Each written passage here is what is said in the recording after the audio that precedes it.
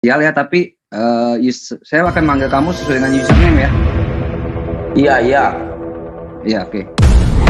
Oke. Kasih tahu kalau udah siap dua-duanya, nanti kita mulai. Oke, nanti kalau Bang Lai Anak Batak dan Bang Kores sudah siap. Aku ready. Lai Anak Batak belum live kayaknya. Nunggu dia live dulu. Basin yang ini kasih dong, tuh yang resen.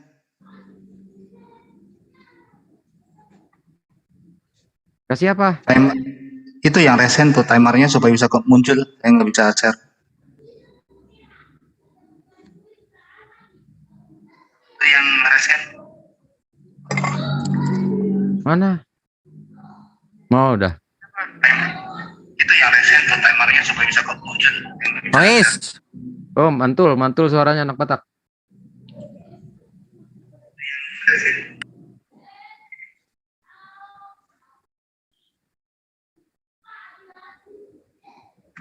Oke ya, udah ya. Nah, oke, silakan. Ahi Moto, silakan. Udah ya. Bismillah. Baik, assalamualaikum warahmatullahi wabarakatuh. Bismillahirrahmanirrahim. Rabbi sholli sodri wa yassir amri wahlul 'uqdatam min lisani yafqahu qawli. Alhamdulillah, ikhwan fisabilillah, kita bertemu lagi dalam perdialogan yang seru dengan title atau temanya Tuhan manakah yang benar.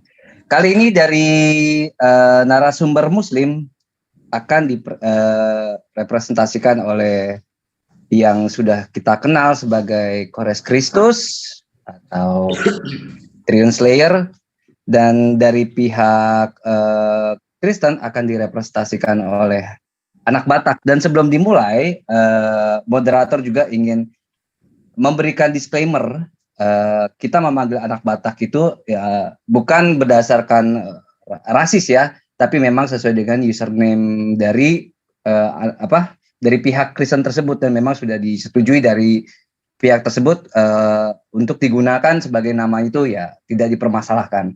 Oke, tanpa berlama-lama lagi, kita akan segera mulai perdialogan yang sangat seru ini. Gimana keseruannya bisa kita simak nanti. Jadi tetap ya untuk Ikhwan Villa stay tune di sini sampai 1,5 jam mendatang ke depan. Baik, untuk sesi yang pertama itu ada opening statement. Nah, opening statement ini untuk kedua narasumber diberikan waktu yang sama selama 5 menit.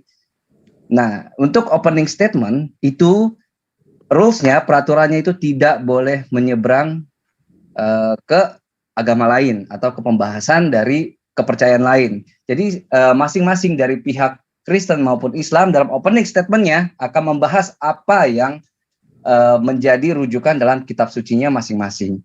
Baik, untuk memulai acara ini, pihak Muslim dulu yang akan opening statement. Silakan pihak Muslim dari Akhi Kores sudah ready? Siap. Baik, waktu untuk opening statement akan dimulai setelah Akhi Kores berbicara. Silahkan. Iya, terima kasih moderator yang kucintai. Bismillahirrahmanirrahim. Iya, Ikhwani Fisabilillah, berjumpa kembali dengan Kores ya dalam dialog untuk memberitakan kebenaran dan Islam gitu. Kebenaran di dalam Islam juga tentunya, di mana banyak sekali syubhat dan fitnah yang datang kepada Islam, cuman karena memang Islam itu orangnya gaul-gaul dan gagah perkasa, sehingga semua syubhat dan fitnah yang datang itu hanyalah lawakan-lawakan jenaka saja.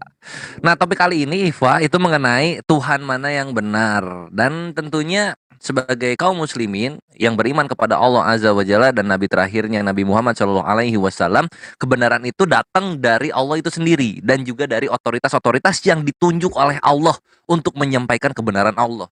Ya, masa otoritasnya sudah ditunjuk, pembuktiannya tumpah-tumpah di dunia ini konkret begitu, masa kita nggak mau percaya? Contohnya seperti tadi dialog yang siang hari, aku sudah membuktikan bagaimana hukum Allah ini kekal tidak berkesudahan, masih digunakan di dunia ini. Bahkan salah satu hukum waris itu dari Islam digunakan di Indonesia. Apa kabar dengan negara-negara lain yang orang-orangnya mayoritas Muslim, dan tetap menggunakan hukum Islam ini. Lalu kemana hukum-hukum agama lain? Kenapa kalah dengan hukum sekuler? Maka yang kalah oleh hukum sekuler atau hukum manusia sendiri, itulah hukum yang buatan, itulah yang tidak benar, itulah yang salah. Silahkan jualan kecap seperti biasanya, tapi tetap hukum yang dipakai hanyalah hukum Islam di seluruh peradaban manusia yang ada. Dari awal Nabi Muhammad menjadi Rasul sampai sekarang tahun 2022, semua negara masih ada yang menggunakan hukum Islam. Termaktub di dalam konstitusinya. Itulah bukti Tuhan yang benar, hukumnya masih terpakai, begitu. Dan pembuktian-pembuktian dari firman-Nya itu nyata. Aku lebih sekarang akan membedakan mana Tuhan yang benar, mana Tuhan yang salah. Pertama akan aku bawakan dulu, ikhwani fisabilillah, surah-surah dari Al-Quran, firman Allah Azza wa Jal. Ya, sebentar, ini aku akan share screen dulu. Nah, pertama di sini Allah Azza wa Jalla berkata dalam Yunus surah 31 sampai 32, katakanlah Muhammad, siapa yang memberi rizki kepadamu dari langit dan bumi, atau siapakah yang kuasa pendengaran dan penglihatan, dan siapakah yang mengeluarkan yang hidup dari yang mati dan mengeluarkan yang mati dari yang hidup, dan siapakah yang mengatur segala urusan? Maka mereka menjawab, Allah. Maka katakanlah, mengapa kamu tidak bertakwa kepadanya? Maka itu Allah Tuhan kamu yang sebenarnya, tidak ada setelah kebenaran itu melain kesesatan. Mengapa kamu berpaling dari kebenaran? Nah, ini siapa lagi coba yang berbicara, yang mengatakan rezeki kepadamu datang dari langit dan bumi? Siapa lagi selain Allah? Siapa lagi, Tuhan mana lagi yang mengatakan mengatur segala urusan? Kebenaran ini sudah nyata dan terbukti, tapi kok masih aja ada yang bebal? Malah jatuhnya mau menghujat kebenaran ini. Ini dari surah Yunus. Kita lanjut lagi nanti di Az-Zukhruf. Sesungguhnya kami benar-benar telah membawa kebenaran kepada kamu, tetapi kebanyakan di antara kamu benci pada kebenaran itu. Terbukti. Ketika kita baligu ani walau ayah, banyak orang-orang yang menghujat kebenaran tersebut, tidak mau menerima. Bahkan membantahnya itu berdasarkan asumsi saja, tidak membantahkan sesuai dengan apa yang tertulis. Lalu kebenarannya itu seperti apa sih? Perhatikan ikhwah, di sini salah satu kebenaran yang akan aku berikan. Perumpamaan orang-orang yang mengambil pelindung selain Allah adalah seperti laba-laba yang membuat rumah. Dan sesungguhnya rumah yang paling lemah ialah rumah laba-laba sekiranya mereka mengetahui. Allahu Akbar. Bayangkan, jika Indonesia ini mayoritasnya bukan kaum dari muslimin, kaum dari yang menyembah Allah Azza wa Jalla, maka penjajahan ini mungkin bisa masih berlanjut sampai 750 tahun ke depan. Alhamdulillah, karena Islam, maka jihad bisa dikumandangkan, membela negara bisa dikumandangkan. Ini bukti nyata Indonesia. Kalau kita berkaca lagi, moralitas di Indonesia ini masih bisa menangkis serangan-serangan moralitas dari orang-orang Eropa sana yang menyatakan bahwa homok itu adalah hak asasi. Indonesia nggak bisa, secara konstitusi nggak bisa. Tapi lihat, homok-homok di Eropa dan Amerika sana sudah masuk ke konstitusi negara mengenai perhomokan. Innalillahi. Inilah kenapa Islam itu yang kebenaran. Gitu. Intinya kalau misalnya di Islam itu ikhwah, berapa lagi nih? Udah 12 detik lagi. Intinya kalau di Islam itu ikhwah, kalau tidak Islam, maka negara ini antara miskin atau homok. Dua itu intinya. Dan yang terakhir nanti aku akan berikan itu ada di surah Al-A'raf. Tapi nanti ya. Terima kasih, opening yang sangat bagus sekali. Nah, akan dilanjutkan lagi oleh anak Batak yang akan mempresentasikan opening statementnya. Gimana opening statementnya? Silakan anak Batak untuk ber-opening statement selama 5 menit. Waktu dimulai ketika Anda berbicara. Silakan. Salam saudara-saudara, selamat malam aku ucapkan dari anak Batak Studio. Horas, damai Kristus bersama kita. Kiranya setiap damai yang ada di hati kita itu, baiklah damai yang berasal dari Kristus, karena damai yang berasal dari Kristuslah satu-satunya damai yang bisa diterima oleh siapapun. Kristus datang sebagai juru selamat dunia. Kristus datang untuk menghapus dosa dunia, bukan untuk menghapus dosa orang Kristen saja. Karena Kristus adalah juru selamat dunia. Siapa itu Kristus? Yaitu Allah kita. Allah yang menjadi manusia. Untuk apa Allah menjadi manusia? untuk memberikan teladan hidup yang baik kepada kita. Karena Allah sudah mengutus para nabi, tetapi manusia kebanyakan menolak. Sehingga manusia masuk ke dalam kuasa kerajaan iblis. Ataupun kalau kita sering menganggapnya dengan alam maut. Tetapi Allah tidak membiarkan. Allah tidak pernah membiarkan manusia itu masuk terus-terusan ke dalam kerajaan maut. Untuk itulah Allah memutuskan untuk dia sendiri datang ke dunia, memberikan teladan hidup yang baik, sekaligus mengalahkan kerajaan iblis yang di alam maut itu, agar kerajaan maut tidak dapat lagi menahan orang-orang yang percaya. Sehingga sebagai seorang pengikut Kristus, kalau kita percaya kepada Kristus, kalau kita mati, kita akan masuk surga, tidak turun lagi ke dalam kerajaan maut. Sebab iblis telah dikalahkan. Nah, pengaruh Kristus, pengaruh kasih Kristus di dalam dunia ini sudah kita nikmati, termasuk Indonesia. Sistem hukum Indonesia adalah Eropa kontinental yang diadopsi dari Eropa, dari Belanda. Belanda mengadopsinya dari Italia, dari Roma. Roma mengadopsinya dari kerajaan Romawi. Kerajaan Romawi mengadopsinya ketika Tuhan Yesus Kristus benar-benar terbukti sebagai Allah yang benar. Sebelum Tuhan Yesus datang ke dunia, hukum yang berlaku di kerajaan Romawi adalah gigi ganti gigi, mata ganti mata. Tetapi setelah datang Tuhan Yesus ke dunia, kerajaan Romawi mengganti sistem hukumnya menjadi hukum kasih. Hukum yang berkeimbangan. Artinya, kalau kita membunuh seseorang, tidak pantas sebagai gantinya kita dihukum. Tidak pantas. Ada pembelaan yang berkeimbangan. Sehingga hukum yang dianggap oleh kerajaan Romawi ini pantas untuk diterapkan di seluruh dunia. Maka ketika kerajaan Romawi mengadopsi hukum Tuhan Yesus ini, pada saat kerajaan itu berubah menjadi republik, hukum itu dipakai di negaranya dan diambil oleh 2/3 negara-negara di dunia, termasuk Indonesia. Kita Indonesia telah menikmati kasih Kristus. Kita Indonesia tidak pernah mengambil hukum dari mana-mana yang lain, tidak. Hukum yang kita pakai adalah Eropa kontinental, hukum yang diadopsi dari Tuhan Yesus Kristus. Sanatnya, Indonesia mengadopsinya dari Belanda, Belanda mengadopsinya dari Inggris, Inggris mengadopsinya dari Italia, Italia mengadopsinya dari kerajaan Romawi, kerajaan Italia, Italia mengadopsinya dari kerajaan Romawi, Romawi mengadopsinya ketika Tuhan Yesus datang ke Yerusalem. Mari kita berterima kasih kepada Kristus Juru Selamat kita. Tanpa kita sadari, ternyata fungsi Kristus itu, damai dari Kristus kita telah nikmati orang-orang Indonesia. Berbahagialah orang yang menanti-nantikan kedatangan Tuhan Yesus. Sebab Tuhan Yesus itu membawa kasih. Tuhan Yesus itu membawa kasih, keselamatan. Kisah para Rasul 4 ayat 12. Perhatikan saudara-saudara yang merasa dirinya masih hidup di bawah kolong langit. Kisah para Rasul 4 ayat 12. Di bawah kolong langit ini tidak ada satu nama pun yang bisa menyelamatkan kita. Hanya di dalam nama Tuhan Yesus Kristus. Yang merasa dirinya masih berada di kolong langit. Terimalah Tuhan Yesus Kristus. Agar saudara-saudara tidak jatuh ke dalam siksa kubur atau alam maut. Sebab Tuhan Yesus telah turun ke dunia orang mati, meremukkan kepala iblis si pemilik kerajaan maut itu. Oleh karena itu, mari kita berdiskusi. Berdiskusi lintas iman yang baik-baik saja, yang baik-baik saja.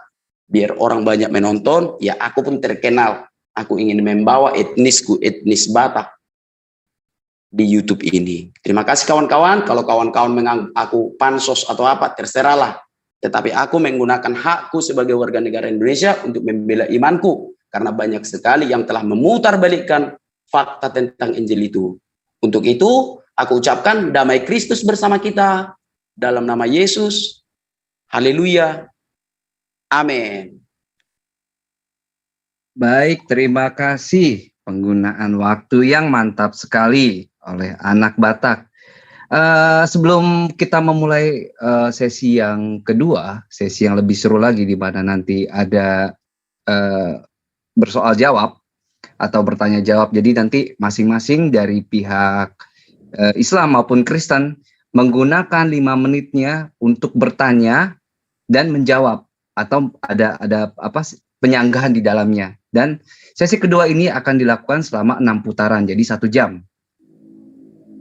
sebelum kita mulai ke sesi yang lebih seru lagi, kami ingin sedikit iklan untuk semua ikhwan filah yang ada di live chatnya Triun Slayer Comment Center maupun yang mendengar siaran ini. Silahkan dikunjungi untuk di subscribe channel-channel Muslim dari, sebentar saya bacakan dulu, ada Yans M3 Channel, terus ada Basin, terus ada Buddha Angon Stream, ada Zulki VM Abbas Channel, ada Debat Hebat Buddha Angon, terus ada dari Penegak Islam, ada dari Pejuang Tauhid TV, Pengamat Debat, Rifa MOW TV, ada dari Salam Akal Sehat Sugi Kristologi, ada Dialog Channel atau Sunan DC 9, terus ada dari Ucok Tebas, ya channelnya Ikhlas Dunia Akhirat, dan dari OC Channel. Silahkan ikhwah untuk nanti sempatkan waktu untuk di subscribe channel-channel tersebut. Jangan sampai berhenti di ikhwah untuk syiarnya, sampaikan syiar ini ke yang lainnya juga supaya bisa mengedukasi. Baik, kita akan mulai sesi kedua, sesi tanya jawab sekaligus mungkin akan mengcounter dari opening statementnya dari masing-masing kedua belah pihak. Silakan anak Batak untuk memulai pertanyaan sekaligus sanggahannya selama 5 menit. Waktu akan berjalan ketika Anda mulai berbicara. Silakan anak Batak. Oke, ya sekali lagi aku hanya mengandalkan Tuhan Yesus untuk melindungi aku, menutup bungkus aku dengan darahnya. Karena aku di dalam perdebatan ini tentu saja Tuhan Yesus tahu apa yang akan kualami. Sebab Tuhan Yesus sudah lebih dahulu memberitahunya kepadaku. Pada saat Tuhan Yesus hendak naik ke surga, Tuhan Yesus berkata, jadikan seluruh bangsa muridku. Nah, untuk itulah aku melakukan tugas itu, bahwa seluruh bangsa akan menjadi murid Yesus. Salah satunya berkat partisipasi anak Batak dalam mengabarkan Injil. Saudara-saudara, kalau aku mengatakan Allah Subhanahu wa Ta'ala tidak ada, aku tidak akan mempercayai kepada Tuhan. Itu dulu. Aku percaya bahwa Allah Subhanahu wa Ta'ala itu ada. Kalau aku mengatakan tidak, Allah Subhanahu wa Ta'ala tidak ada, aku tidak akan percaya ada Tuhan. Ya jelas ya. Nah, biar paham kawan-kawan, saya ulang sekali lagi.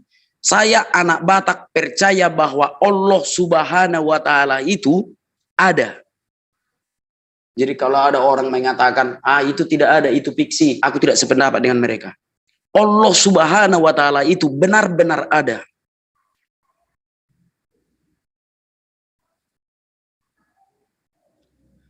Dan Rasulullah Sallallahu Alaihi Wasallam memang benar-benar pernah ada.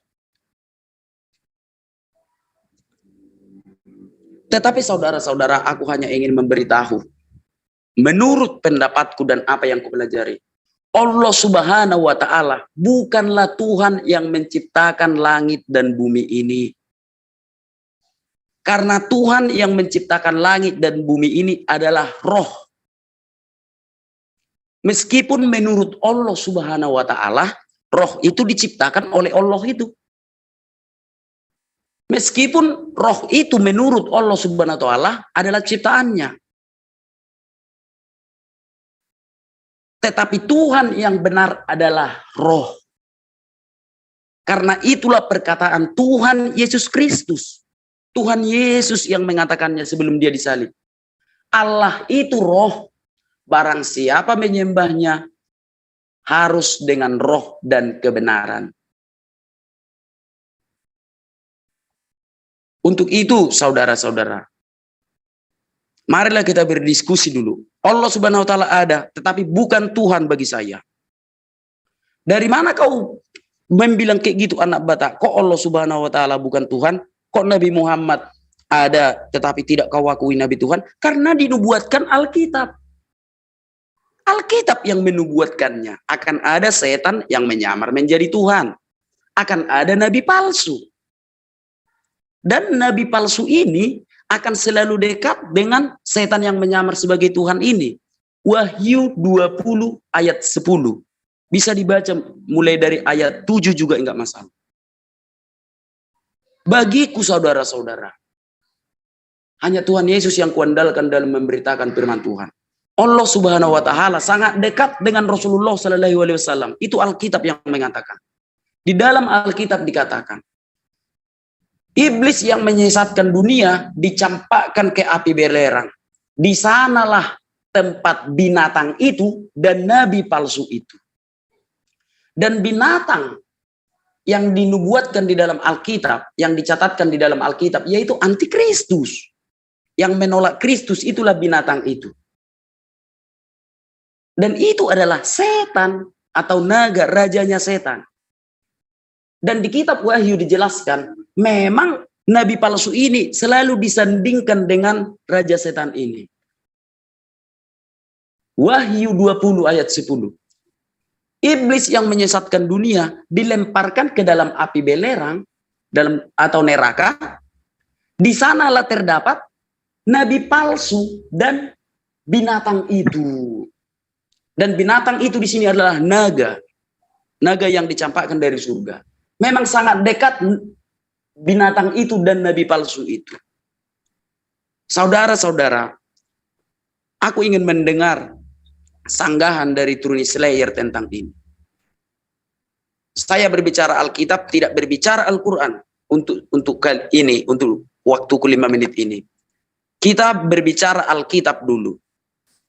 Karena si Slayer mengaku kalau dia pakar Alkitab. Itu dulu kita bahas, Alkitab. Siapakah yang dimaksud di dalam Wahyu 20 ayat 7 sampai 10 itu?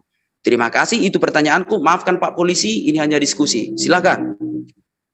Baik, terima kasih. Tadi pertanyaan dari anak Batak. Begini ikhwah, jadi kemungkinan anak Batak itu menyebut Allah dengan Allah itu kayaknya cuma Allah dengan Allah itu kayak Allah, dia bilang gitu kan.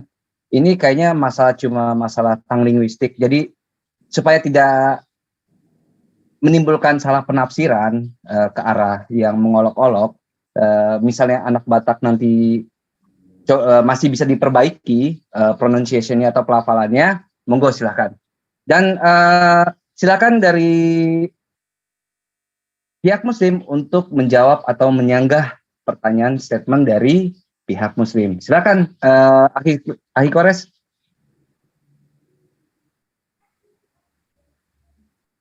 Oke, siap. Terima kasih waktunya dan pertanyaan yang baik dari anak Batak, karena gue mempunyai kesimpulan sendiri ya bagaimana bapak lagi iblis yang ada di Wahyu 20 nomor 7 itu. Karena ini menarik. Ini akan aku share screen sekarang. Ini share screen dulu, lalu kemudian aku buka di sini. Perhatikan di dalam Wahyu 20 nomor 7 ini sebenarnya kayaknya anak Batak belum hatam dalam membaca biblosnya, sehingga butuh pengajaran yang lebih komprehensif dari Penatua Triune Slayer atau sekarang menggunakan pribadi Kores Kristus. Karena di sini kalau kita lihat, dan setelah masa 1000 tahun itu berakhir, iblis akan dilepaskan dari penjaranya, ya. Nah, ini masa 1000 tahun berakhir ini belum terjadi ini. Kalau saksi Yehova mereka berani lantang menyatakan tahun 1914 dimulainya. Cuman kalau kekristenan gua nggak tahu mulainya kapan ini. Karena seperti yang kita tahu, kebanyakan banyak delaynya gitu keimanan kekristenan. Contoh misalnya ketika Adam terjatuh dalam konsep dosa waris dalam tanda kutip, itu ditebus dosa warisnya 4000 tahun kemudian. Yesus baru turun tahun 1, kejadian 4000 tahun kemudian. Itu kan delay banget. Lalu kemudian setelah Yesusnya menebus dosa, bukannya langsung kiamat, ini delay lagi 2000 tahun. Kita kan jadi bingung gitu. Maunya dibawa kemana ini konsep. Nah, sama seperti sekarang, masa 1000 tahun berakhir, ini belum kejadian, iblisnya nanti baru akan dilepaskan. Jadi sekarang, apa yang terjadi, kejahatan-kejahatan, kriminalitas yang dilakukan oleh kekristenan, itu bukan datang dari iblis, tapi datang dari yang sudah ada menaungi kekristenan itu sendiri. Itu. Contohnya misalnya, ya memang pribadinya kekristenan. Tapi yang seperti kita tahu kan, kekristenan itu hidupnya dinaungi oleh Roh Kudus. Maka dari itu, iblis tidak bisa disalahkan. Yang sudah ada lebih dulu yang menaungi kekristenan, itulah yang harus disalahkan. Itu anak Batak yang mesti kita pahami. Sehingga iblis di sini bisa kita lihat siapakah dia. Perhatikan. Di Yohanes 8 nomor 44, Yesus berkata, iblis yang menjadi bapakmu, kamu ingin melakukan keinginan bapakmu. Kan begitu dibilang. Lalu kemudian, iblis adalah bapak bagi orang-orang yang ingin melakukan keinginan keinginan bapaknya. Oke, siap. Terus bapak ini siapa? Kan bapak banyak. Ternyata Yesus sudah menubuatkan bahwasanya kalau kita lihat di sini di Matius 23 nomor 9. Matius 23 nomor 9. Nah, di sini ya, anak Batak diperhatikan. Dan jangan kamu menyebut siapapun bapak di bumi ini. Nggak boleh jadi. Kekristenan tidak boleh memanggil bapak siapapun. Harus diganti. Jadi kalau misalnya punya orang tua yang laki-laki, ganti ayah, ganti babe. Nah, kalau bapak nggak boleh, karena bapak itu cuma satu. Yaitu dia yang di sorga. Lalu kemudian karena bapak ini cuma satu, anak Batak, kita perhatikan lagi. Bahwa di Matius 11 nomor 27, bisa kita lihat ya. Matius 11 nomor 27. Nah, di sini tidak ada seorang pun yang mengenal anak selain Bapa. Yesus ini kan sering menyebut dirinya anak. Yang mengenal Yesus adalah Bapa. Lalu kemudian ternyata hanya ada satu orang yang berani memanggil dirinya Bapa. Siapa dia? Kita lihat di sini. Di 1 Korintus 4 nomor 15. Sebab sekalipun kamu mempunyai beribu-ribu pendidik dalam Kristus, kamu tidak mempunyai banyak bapa, karena akulah yang dalam Kristus Yesus telah menjadi bapakmu. Haleluya. Oleh Injil yang kuberitakan kepadamu. Maka Paulus adalah bapak. Lalu kemudian bapak adalah iblis yang menjadi bapakmu yang melakukan keinginan-keinginan, sehingga iblis ini adalah Paulus itu sendiri. Begitu anak Batak. Siapa lagi yang berani mengatakan dirinya bapak ketika Yesus bilang tidak boleh ada yang memanggil dirinya bapak kecuali Paulus. Paulus adalah bapak dan Paulus sangat mengenal Yesus. Penyaliban itu menebus dosa, Paulus yang menjelaskan. Yesus ini keimanan hanya dengan ucapan Roma 10 nomor 9, Paulus juga yang menjelaskan. Torah itu adalah kutuk, siapa lagi yang berani ngomong Torah itu adalah kutuk kecuali bapak itu sendiri. Paulus yang mengatakan. Maka dari itu Wahyu 20 nomor 7 itu adalah Paulus.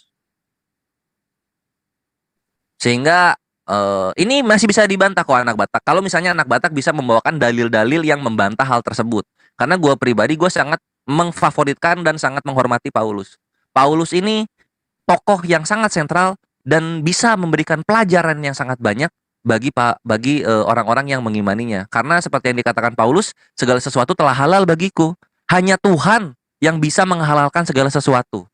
Siapa lagi itu kalau bukan Paulus? Thank you. Baik, terima kasih. Silakan untuk anak Batak selama 5 menitnya untuk menyanggah semua statement Muslim dan kembali bertanya kepada Muslim. Silakan anak Batak, waktu dimulai ketika Anda berbicara. Artinya Slayer sudah menjawab, meskipun dia mengalihkannya kepada Paulus, berarti Slayer mengakui ada nabi palsu itu ya, benar kan? Oke, berarti memang menurut Slayer pun ada nabi palsu itu. Menurut Islam pun berarti ada nabi palsu itu. Cuma Slayer mengatakan kalau itu Paulus. Oke, aku jawab. Paulus bagi kami bukan nabi ya. Paulus itu rasul, tapi nggak apa-apa. Aku jawab dulu ya, aku lebih suka menjawab sebenarnya ya. Matius 23 ayat 9, maksud Yesus di situ, tidak boleh ada Allah lain. Tidak boleh ada Allah lain. Nah, lalu perkataan Slayer tadi, hanya Yesus yang ada di dalam Bapa yang melihat Bapa itu, ya benar, Yohanes 1 ayat 18 penguatnya. Tidak seorang pun yang melihat Allah, tetapi anak tunggal Allah yang ada di pangkuan Bapa, dialah yang menyatakannya. Yesus ada di dalam Bapa dan Bapa ada di dalam Yesus. Yohanes 10 ayat 30, aku dan Bapa adalah satu. Itu perkataan Tuhan Yesus ya, terjawab ya, 1, 2, 2. Nah, yang ketiga, ketika Slayer mengatakan itu Paulus, nggak apa-apa. Yang penting Islam mengakui dulu ya bahwa ada ya. Nah, ciri-cirinya dikatakan di Alkitab. Ciri-ciri nabi palsu itu diberitahu di Alkitab. Itu dia yang perlu kita bahas dulu. Nah, ciri-cirinya yang pertama dalam Yeremia 23:15, nabi palsu itu diracun, Muhammad pernah diracun. Nomor 2, Matius 24, nabi palsu berasal dari padang gurun, Nabi Muhammad berasal dari padang gurun. Yang ketiga, jangan, Tuhan Yesus berkata Allah palsu ada di dalam bilik, di Mekah ada bilik. Matius 24 ayat 26 ya, bukan penghujatan itu Pak Polisi. Di dalam bilik, malah orang Islam mengelilingi bilik itu. Kan kayak gitu. Terus dalam 2 Petrus 2 ayat 4, tempatnya setan itu setelah dibuang ke bumi, istananya ada di gua, Muhammad bertapa dulu di dalam gua sehingga dia menjadi nabi. Nah, jadi semua ciri-cirinya mengarah ke Muhammad. Meskipun yang penting Kores atau si Slayer sudah mengakui bahwa ada ya, meskipun dia menuduhkannya kepada Paulus, tetapi ciri-cirinya mengarah kepada Muhammad. Nah, lalu yang menguatkan bahwa memang benar-benar Allah Subhanahu wa taala itu adalah yang dikatakan di dalam Wahyu 20 ayat 10 itu karena dia mengutus setan dalam surah Maryam ayat 83. Ketahuan bahwa Allah Subhanahu wa taala mengutus setan. Karena menurut iman kekristenan, yang mengutus setan itu ya rajanya setan. Tuhan tidak akan mengutus setan, tidak saudara-saudara. Banyak yang mau diutus Tuhan, nabi, malaikat, banyak yang mau diutus Tuhan. Nah, Allah Subhanahu wa taala ketangkap basah mengutus setan dalam Quran 19 ayat 83. Nah, kalau kawan-kawan mengatakan itu yang salah Quran itu sedikit, bukankah Quran itu sempurna? Kan begitu. Nah, itu dulu dijawab ya. Memang ada, artinya Islam sudah mengakui bahwa nabi palsu itu ada, tetapi Islam mengarahkannya kepada Paulus. Bagi kami Paulus bukan nabi, tetapi bagi kami Paulus itu adalah rasul. Kayak gitu ya, karena setelah Tuhan Yesus tidak ada lagi nabi. Ciri-cirinya semua mengarah kepada Muhammad. Dan diperkuat oleh Quran 19 ayat 83. Tuhan kok mengutus setan? Di situ aja kita logika aja dulu. Apa mungkin Tuhan mengutus setan? Banyak yang mau diutus Tuhan. Malaikat, nabi-nabi, banyak yang akan diutus Tuhan. Ketangkap basah, Tuhannya orang Islam mengutus setan. Dalam surah Maryam ayat 83. Nah, kawan-kawan akan mengatakan, anak Batak tidak tahu bahasa Arab. Anak Batak tidak tahu bahasa Arab. Iya memang itu, kalau enggak biar dulu si Slayer mengartikan ayat itu ya. Quran 19, dicatat ya Slayer ya, jangan yang ditanya yang lain jadi dia apa ya. Quran 19 ayat 83, aku kucatatinya apa yang kau tanya tadi. Itu dulu, ketangkap basah kalau Tuhannya orang Islam mengutus setan. Berarti memang benarlah apa yang dikatakan Alkitab, nabi palsu itu semua mengarah ke Muhammad, dan antikristus itu adalah Tuhannya orang Islam. 33 detik. Maaf kawan-kawannya, ini kita diskusi biar terang benderang. Biar terang benderang lah, udahlah, mati aku matilah. Dibunuh aku dibunuh lah, biar terang benderang. Silakan dibantah. Terima kasih. Iya, terima kasih anak Batak untuk waktunya ya. Karena seperti biasa kalau Kores itu bawa dalil ya. Jadi kita sola scriptura. Tidak ada kekristenan yang bisa mengalahkan sola scripturanya Kores. Sehingga anak Batak mesti banyak belajar mengenai biblosnya dari Kores gitu. Karena kalau misalnya soal dibilang Muhammad itu kan tidak tertulis gitu. Lalu kemudian soal dibilang bilak-bilik gitu, itu juga kan tidak tertulis. Karena dalam Islam itu nggak ada keimanan tuh berdasarkan bilik. Lalu kemudian dalam Islam sama seperti Yahudi ada namanya sabab atau tawaf mengelilingi bait suci. Yahudi mempunyai itu seperti di Mazmur 26 nomor 6 begitu kan, mengelilingi mesbah. Lalu dalam Sukah juga dijelaskan, nanti di mesbah itu ada altar emas atau mesbah hazafah. Nah ini kan nggak diketahui oleh kekristenan, karena kekristenan tidak mengerti atau buta dalam bahasa Ibrani dan juga keimanan Yahudi. Itulah kenapa perjanjian baru ditulisnya oleh orang-orang Yunani. Ini yang perlu dipahami oleh anak Batak. Sekarang kita lanjut lagi mengenai iblis itu ya, soal iblis dan Bapak dan Paulus itu adalah satu. Nah ini mesti dipahami oleh anak Batak. Jangan dibilang maksud Yesus di situ, maksud Yesus di situ. Yesus ini kan Tuhan bagi kekristenan ya. Ya masa Tuhan itu nggak bisa memilih kata-kata yang mudah dimengerti oleh orang-orang. Kalau misalnya Yesus udah bilang tidak ada yang boleh memanggil Bapa di bumi ini, itu diterima. Jangan dimaksudnya-maksudnya. Yesus itu bukan orang yang keterbelakangan. Dia ini Tuhan bagi kekristenan. Dia ngerti kata-kata yang dia pilih. Jadi jangan dipelintir-pelintir. Jangan menyumpal mulutnya Yesus dengan perkataan dari anak Batak. Itu adalah kejahatan iman. Begitu anak Batak. Tolong dipahami, karena gue sangat menghargai Yesus dan Paulus.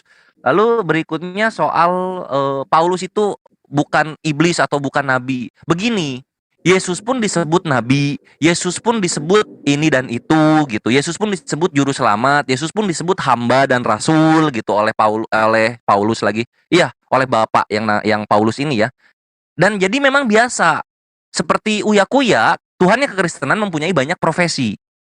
Sama seperti Paulus. Jadi Paulus juga kadang-kadang menjadi iblis, kadang-kadang menjadi bapa, kadang-kadang menjadi hambanya dari Yesus. Itu biasa. Dalam kekristenan, Tuhan merendahkan, menghinakan dirinya itu biasa. Masa nggak tahu yang seperti ini? Nah, sekarang kita misalnya lihat soal padang gurun. Padang gurun itu kan Yohanes itu kan menyiapkan ya. Yohanes itu menyiapkan jalan di padang gurun karena Tuhan akan datang. Jadi sebenarnya Tuhan kekristenan pun kadrun-kadrun juga. Jadi kalau misalnya umat Islam dibilang kadrun, Tuhannya kekristenan yaitu Tuhan kadrun. Kan begitu. Tuhan yang datang dari gurun. Ini nggak ada masalah bagi kami. Lalu ya ini juga ada ini ya. Di sini ada pembodohan dan kebohongan dari apa? Dari kawan kita anak Batak, kawan kita anak Batak, yang kawan kita yang kukasihi. Di sini itu jangan bohong, harus dikasih tahu siapa yang diracun. Nah, misalnya kita buka di sini Yeremia 23 nomor 15 tadi ya. Ini aku seorangnya ini sangat-sangat anti untuk memelintir perkataan Tuhan. Jadi kalau tertulis begitu, begitu sudah artinya. Yeremia 23 nomor 15. 23 nomor 15. Ini bisa kita lihat di sini. Sebab itu beginilah firman Tuhan semesta alam mengenai para nabi itu. Sesungguhnya aku akan memberi mereka makan ipuh dan minum racun. Sebab dari para nabi Yerusalem telah meluas kefasikan ke seluruh negeri. Jadi yang diracun oleh Tuhannya sendiri, yaitu Paulus. Paulus ini yang firmannya menjadi Yesus ya. Adalah nabi dari Yerusalem. Dar, selamat datang di kebenaran. Jangan ditutup-tutupi anak Batak. Nabi Yerusalem yang diracun oleh Tuhannya sendiri. Itulah kenapa tidak berkembang. Agama dari nabi-nabinya Israel itu tidak berkembang. Sedangkan nabi yang dari Arab cuma satu, penutup nabi, berkembang sampai sekarang, hukumnya digunakan oleh banyak negara. Masya Allah. Ini kan cantik ya. Ini baru kenyataan yang mesti diterima begitu. Lalu kemudian kalau misalnya Allah Azza wa Jalla karena pencipta semesta alam, segala sesuatu diciptakan, maka setan pun itu diutus oleh Tuhan. Nah, sedangkan kalau kita lihat di 1 Korintus 5 nomor 5, perhatikan di sini. 1 Korintus 5 nomor 5, tentunya anak Batak udah tahu ya karena mengulas, ini tidak bisa dihindari lagi. Paulus ini menyerahkan orang-orang kepada iblis untuk apa? Supaya rohnya diselamatkan pada hari Tuhan. Haleluya. Iblis adalah juru selamat pada hari Tuhan. Sekarang kita lihat lagi di Yesaya 43. Yesaya 43. Mana nih Yesaya? Nah, ini Yesaya 43 nomor 11.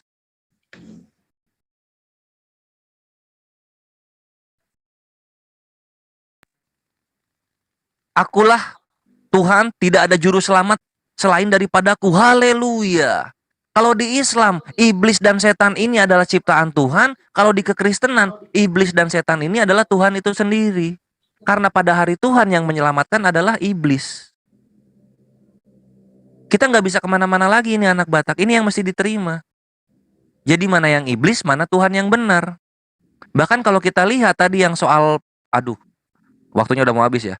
Ya nanti kita akan buktikan lagi ya bagaimana kekristenan ini memperlakukan pagan, karena tadi anak Batak bilang karena kasih Kristus lah Romawi dan Belanda begini dan begitu. Terima kasih, waktunya sudah habis. Terima kasih penjabarannya sangat baik sekali. Selanjutnya kita akan lihat sanggahan dari pihak Kristen anak Batak. Silakan untuk menyanggah selama 5 menit. Waktu berjalan ketika Anda mulai berbicara, silakan. Oke, terima kasih. Saya kira dia menjawab 2, tetapi tidak menjawab 4 ya. Tapi yang penting sudah menjawab. Oke. Kau selalu merendahkan aku. Kau mengatakan orang Kristen harus belajar samamu. Enggak apa-apa, biarlah kau pintar. Yang penting terang benderang ya. Setelah kita selesai berdiskusi, kau jelaskanlah sejelas-jelasnya. Oke, saya jawab mulai yang nomor 60. Ya banyak kali kau tanya. 1 Korintus 5 ayat 5, menyerahkannya kepada iblis. Ini sudah dilakukan oleh pendebat dari Amerika, yaitu Ahmad Didat yang diserahkan kepada iblis. Ketika Ahmad Didat itu diserahkan kepada iblis, dia menderita 9 tahun, lalu mati, disiksa iblis. Itulah maksudnya dalam 1 Korintus 5 ayat 5 ini. Ketika tidak bisa lagi dipertobatkan, udah capek berdebat selalu sama dia, tetapi dia tidak mau menerima Kristus, tidak mau menerima Yesus, akhirnya diserahkanlah kepada iblis. Udahlah, karena memang itu kemauan iblis, mau mengambil orang-orang ini, dan Ahmad Didat memang telah diserahkan kepada iblis, karena memang tidak bisa lagi, udah terus dibilang. dan Ahmad Didat kami serahkan kepada iblis dan menderita 9 tahun. Itu 1 Korintus 5 ayat 5. Aku jawab ya. Nah, berikutnya Yohanes menubuatkan bahwa meluruskan jalan di padang gurun. Iya, dia luruskan jalan. Dia luruskan jalan untuk Tuhan Yesus. Nah, setelah itu Tuhan Yesus mengatakan akan ada yang mengaku seperti aku, mengaku Mesias juga di padang gurun. Itu letterlet itu Matius 24 ayat 26. Bilik itu letterlet, bilik. Bukan ditafsir itu bilik itu. Baca aja silahkan. Matius 24 ayat 26. Nabi palsu dari padang gurun dan Allah palsu dari dalam bilik. Orang Islam mengelilingi bilik itu. Bukannya kau bantah, malah kau cari remis dengan mengatakan orang Israel juga melakukan tawaf. Di mana orang Israel melakukan tawaf? Satu-satunya dalil yang diambil oleh Zakir Naik yaitu ketika Joshua meruntuhkan reruntuhan Yeriko. Itu ya dari Zakir Naik kau belajar ya. Meruntuhkan reruntuhan Yeriko. Itu bukan tawaf. Tawaf yang ada di Islam itu mengelilingi bilik itu ibadah. Tetapi ketika orang Israel mengelilingi tembok Yeriko itu dalam perang. Peperangan supaya runtuh tembok itu. Tapi nggak apa-apa kalau kau mengambil ke situ juga nggak apa-apa. Yang penting kau sudah berusaha menjawab. Nah, nomor 3. Banyak kali pertanyaanmu memang. Bukan Quran tadi kau jawab ketika Tuhanmu itu kedapatan mengutus setan. Nomor 3 tentang yang mana lah aku jawab ini ya. Kalau terlalu banyak bang pertanyaannya, nggak bisa membagi waktu 5 menit ini ya. Tunggu ya, yang mana lah dulu ku jawab. Oke, nantilah dulu ku jawab sebagian, ku pilih dulu yang paling payah ya. Soal Nabi palsu dari Yerusalem itu kan letterlet bang. Nabi palsu dari, ku pilih aja lah ya, karena waktu nggak cukup nanti. Nabi palsu dari Yerusalem. Memang Nabi palsu itu dari Yerusalem. Perhatikan sampai ayat itu selesai. Telah meluas ke seluruh negeri, termasuk negeri Arab. Termasuk negeri Arab ya. Jadi Muhammad juga kena di situ, termasuk negeri Arab. Justru ku bilang, ikut juga Indonesia. Siapa Nabi palsu di Indonesia yang pernah diracun? Siapa? Enggak ada. Luga Tambunan enggak pernah diracun. Di Jerman Paul Jong enggak pernah diracun. Yang pernah diracun cuma Muhammad. Memang awalnya dari Yerusalem. Kalau yang dari Yerusalem sudah dibunuh Nabi Elia di Gunung Karmel ya, 1 Raja-Raja 17. Nabi palsu dari Yerusalem itu sudah dibunuh oleh Elia semua di atas Gunung Karmel. Yang tersisa cuma Nabi palsu itu 1 orang. Di seluruh negeri kita cari aja di Indonesia. Luga Tambunan nggak pernah dia minum racun katanya. Udah kutanya itu Paul Jang, pernah kau minum racun Pak? Nggak pernah. Oh berarti bukan kau Nabi palsu. Hanya Muhammad yang pernah diracun. Tapi nggak apa-apa, udah berusaha tadi kau menjawab ya, nggak apa-apa. Nah berikutnya, udah 1 menit. Ke pertanyaanku itu aja lah dulu. Pertanyaanku itulah dulu jawab. Nggak usah dulu cari remis ke Bibel. Allah Subhanahu Wa Taala kedapatan mengutus setan. Itulah dulu. Kayak mana cara membantah itu? Karena dalam iman atau akal orang yang waras, Tuhan tidak mungkin mengutus setan. Tidak mungkin ya. Tuhan tidak mungkin mengutus setan. Banyak yang mesti diutus. Malaikat, nabi, hamba-hambanya. Banyak yang mau diutus Tuhan. Kok Tuhannya Islam kedapatan mengutus setan? Surah Maryam ayat 19. Surah 19 ayat 83 atau Maryam 83. Allah Subhanahu Wa Taala mengutus setan. Itulah yang memperkuat bahwa memang benarlah. Memang benarlah apa yang kita katakan itu. Tapi Kores kan pintar. Ayo, biar terang benderang. Ayo, jelaskan dulu. Kenapa Allah Subhanahu Wa Taala ketangkap basah mengutus setan? 8 detik. Dan ada satu lagi di dalam hadis bahwa kalau wahyu itu datang seperti bunyi lonceng, dan di hadis yang lain lonceng itu adalah seruling setan. Silakan bantah dulu, jangan cari remis. Silakan. Baik, terima kasih. Silakan pihak Muslim untuk menyanggahnya selama 5 menit sekaligus bertanya. Silakan. Sebenarnya gini ya anak Batak, ngapain dibantah? Karena memang kan tertulisnya begitu. Aku bilang juga memang aku tuh sola scriptura. Kalau misalnya tertulis mengutus ya bagus. Berarti setan ini ciptaan. Sedangkan dalam kekristenan kan iblis dan setan adalah Tuhannya itu sendiri. Ini yang membedakan anak Batak. Diterima kenyataannya. Dalam Islam setan diutus. Dalam kekristenan setan adalah Bapa itu sendiri. Yang kemudian Bapa ini menjadi Paulus turun di Korintus. Bisa diterima nggak kenyataannya ini? Jadi nggak perlu dibantah. Sama seperti lu tidak membantah bahwa memang Yesus adalah Tuhan Kadrun yang datang dari padang gurun. Terima kasih anak Batak. Sudah mau mengimani apa yang disampaikan oleh Kores Kristus. Sekarang penginjilan akan aku lanjutkan. Nah, ini mengenai tawafnya Yahudi, perhatikan di sini. Aku ini bukan dari Ahmad Didat ya, tapi karena memang belajar Biblos itu dari sendiri. Sehingga aku teguh dalam Islam karena memang banyak simpang siur dan ternyata masih tersisa tauhid di dalam keimanan dari orang-orang Yahudi dan juga orang-orang Yunani yang menulis Perjanjian Baru. Perhatikan di sini anak Batak. Ini Daud ya, Mazmur 26 nomor 6. Aku membasuh tanganku tak ada tanda bersalah, lalu berjalan mengelilingi mesbahmu ya Tuhan. Dar, selamat datang di kebenaran. Mengelilingi mesbah. Tawaf mengelilingi bukan? Iya, mengelilingi. Inilah sabab. Dan Mazmur 26 nomor 6 ini dijelaskan lagi oleh rabi-rabi Yahudi di sini. Misnah Suka 4 nomor 5. Nah, di sini dikatakan apa? Di sini, nah, bisa kita lihat ya. Each day they would circle the altar one time. Mereka akan memutari altar, yaitu mesbah yang tadi, 1 kali setiap harinya. Di hari terakhir, they would circle the altar 7 times. Dia akan memutari altarnya yang mesbah Hazafah yang gua bilang itu 7 kali. Jedar, selamat datang di kebenaran. Masih mau macam-macam sama Kores soal Biblos. Makanya Kristen datang dari mana? Kalian ketika beribadah menyembah menghadap kepada proyektor itu datang dari mana? Kalian ketika berdoa membayangkan bentuk salib itu datang dari mana? Sedangkan Yahudi saja ini muter-muterin altar kok. Kalian muterin apa kalian? Kan gitu ya. Nanti gua terima penjelasannya. Kami tidak memutar lagi karena Yesus sudah menebus dosa. Walaupun gak nyambung ya gua terima. Gua bertoleransi. Karena memang itulah keimanan kalian. Terputus dari apa yang tertulis. Nah gitu. Itu yang bisa diterima anak Batak. Berikutnya tadi soal Ahmad Didat itu karena diserahkan kepada iblis. Nah sekarang posisinya begini. Anak Batak harus menerima Ahmad Didat diselamatkan rohnya pada hari Tuhan. Karena sudah diserahkan kepada iblis oleh kekristenan. Ini kan buat Islam itu, oh berarti kekristenan itu berdoa dan meminta tolong kepada iblis. Supaya rohnya diselamatkan pada hari Tuhan. Oh iblis juru selamat. Mau gimana? Islam nggak ada begitu-begitu. Nggak ada kita menyerahkan sesuatu kepada iblis. Yang ada iblis menyesatkan. Setan diutus menyesatkan. Untuk apa? Untuk menguji kehendak bebas yang kita miliki. Kan gitu. Lah kalau misalnya setan ini ciptaan, balik lagi.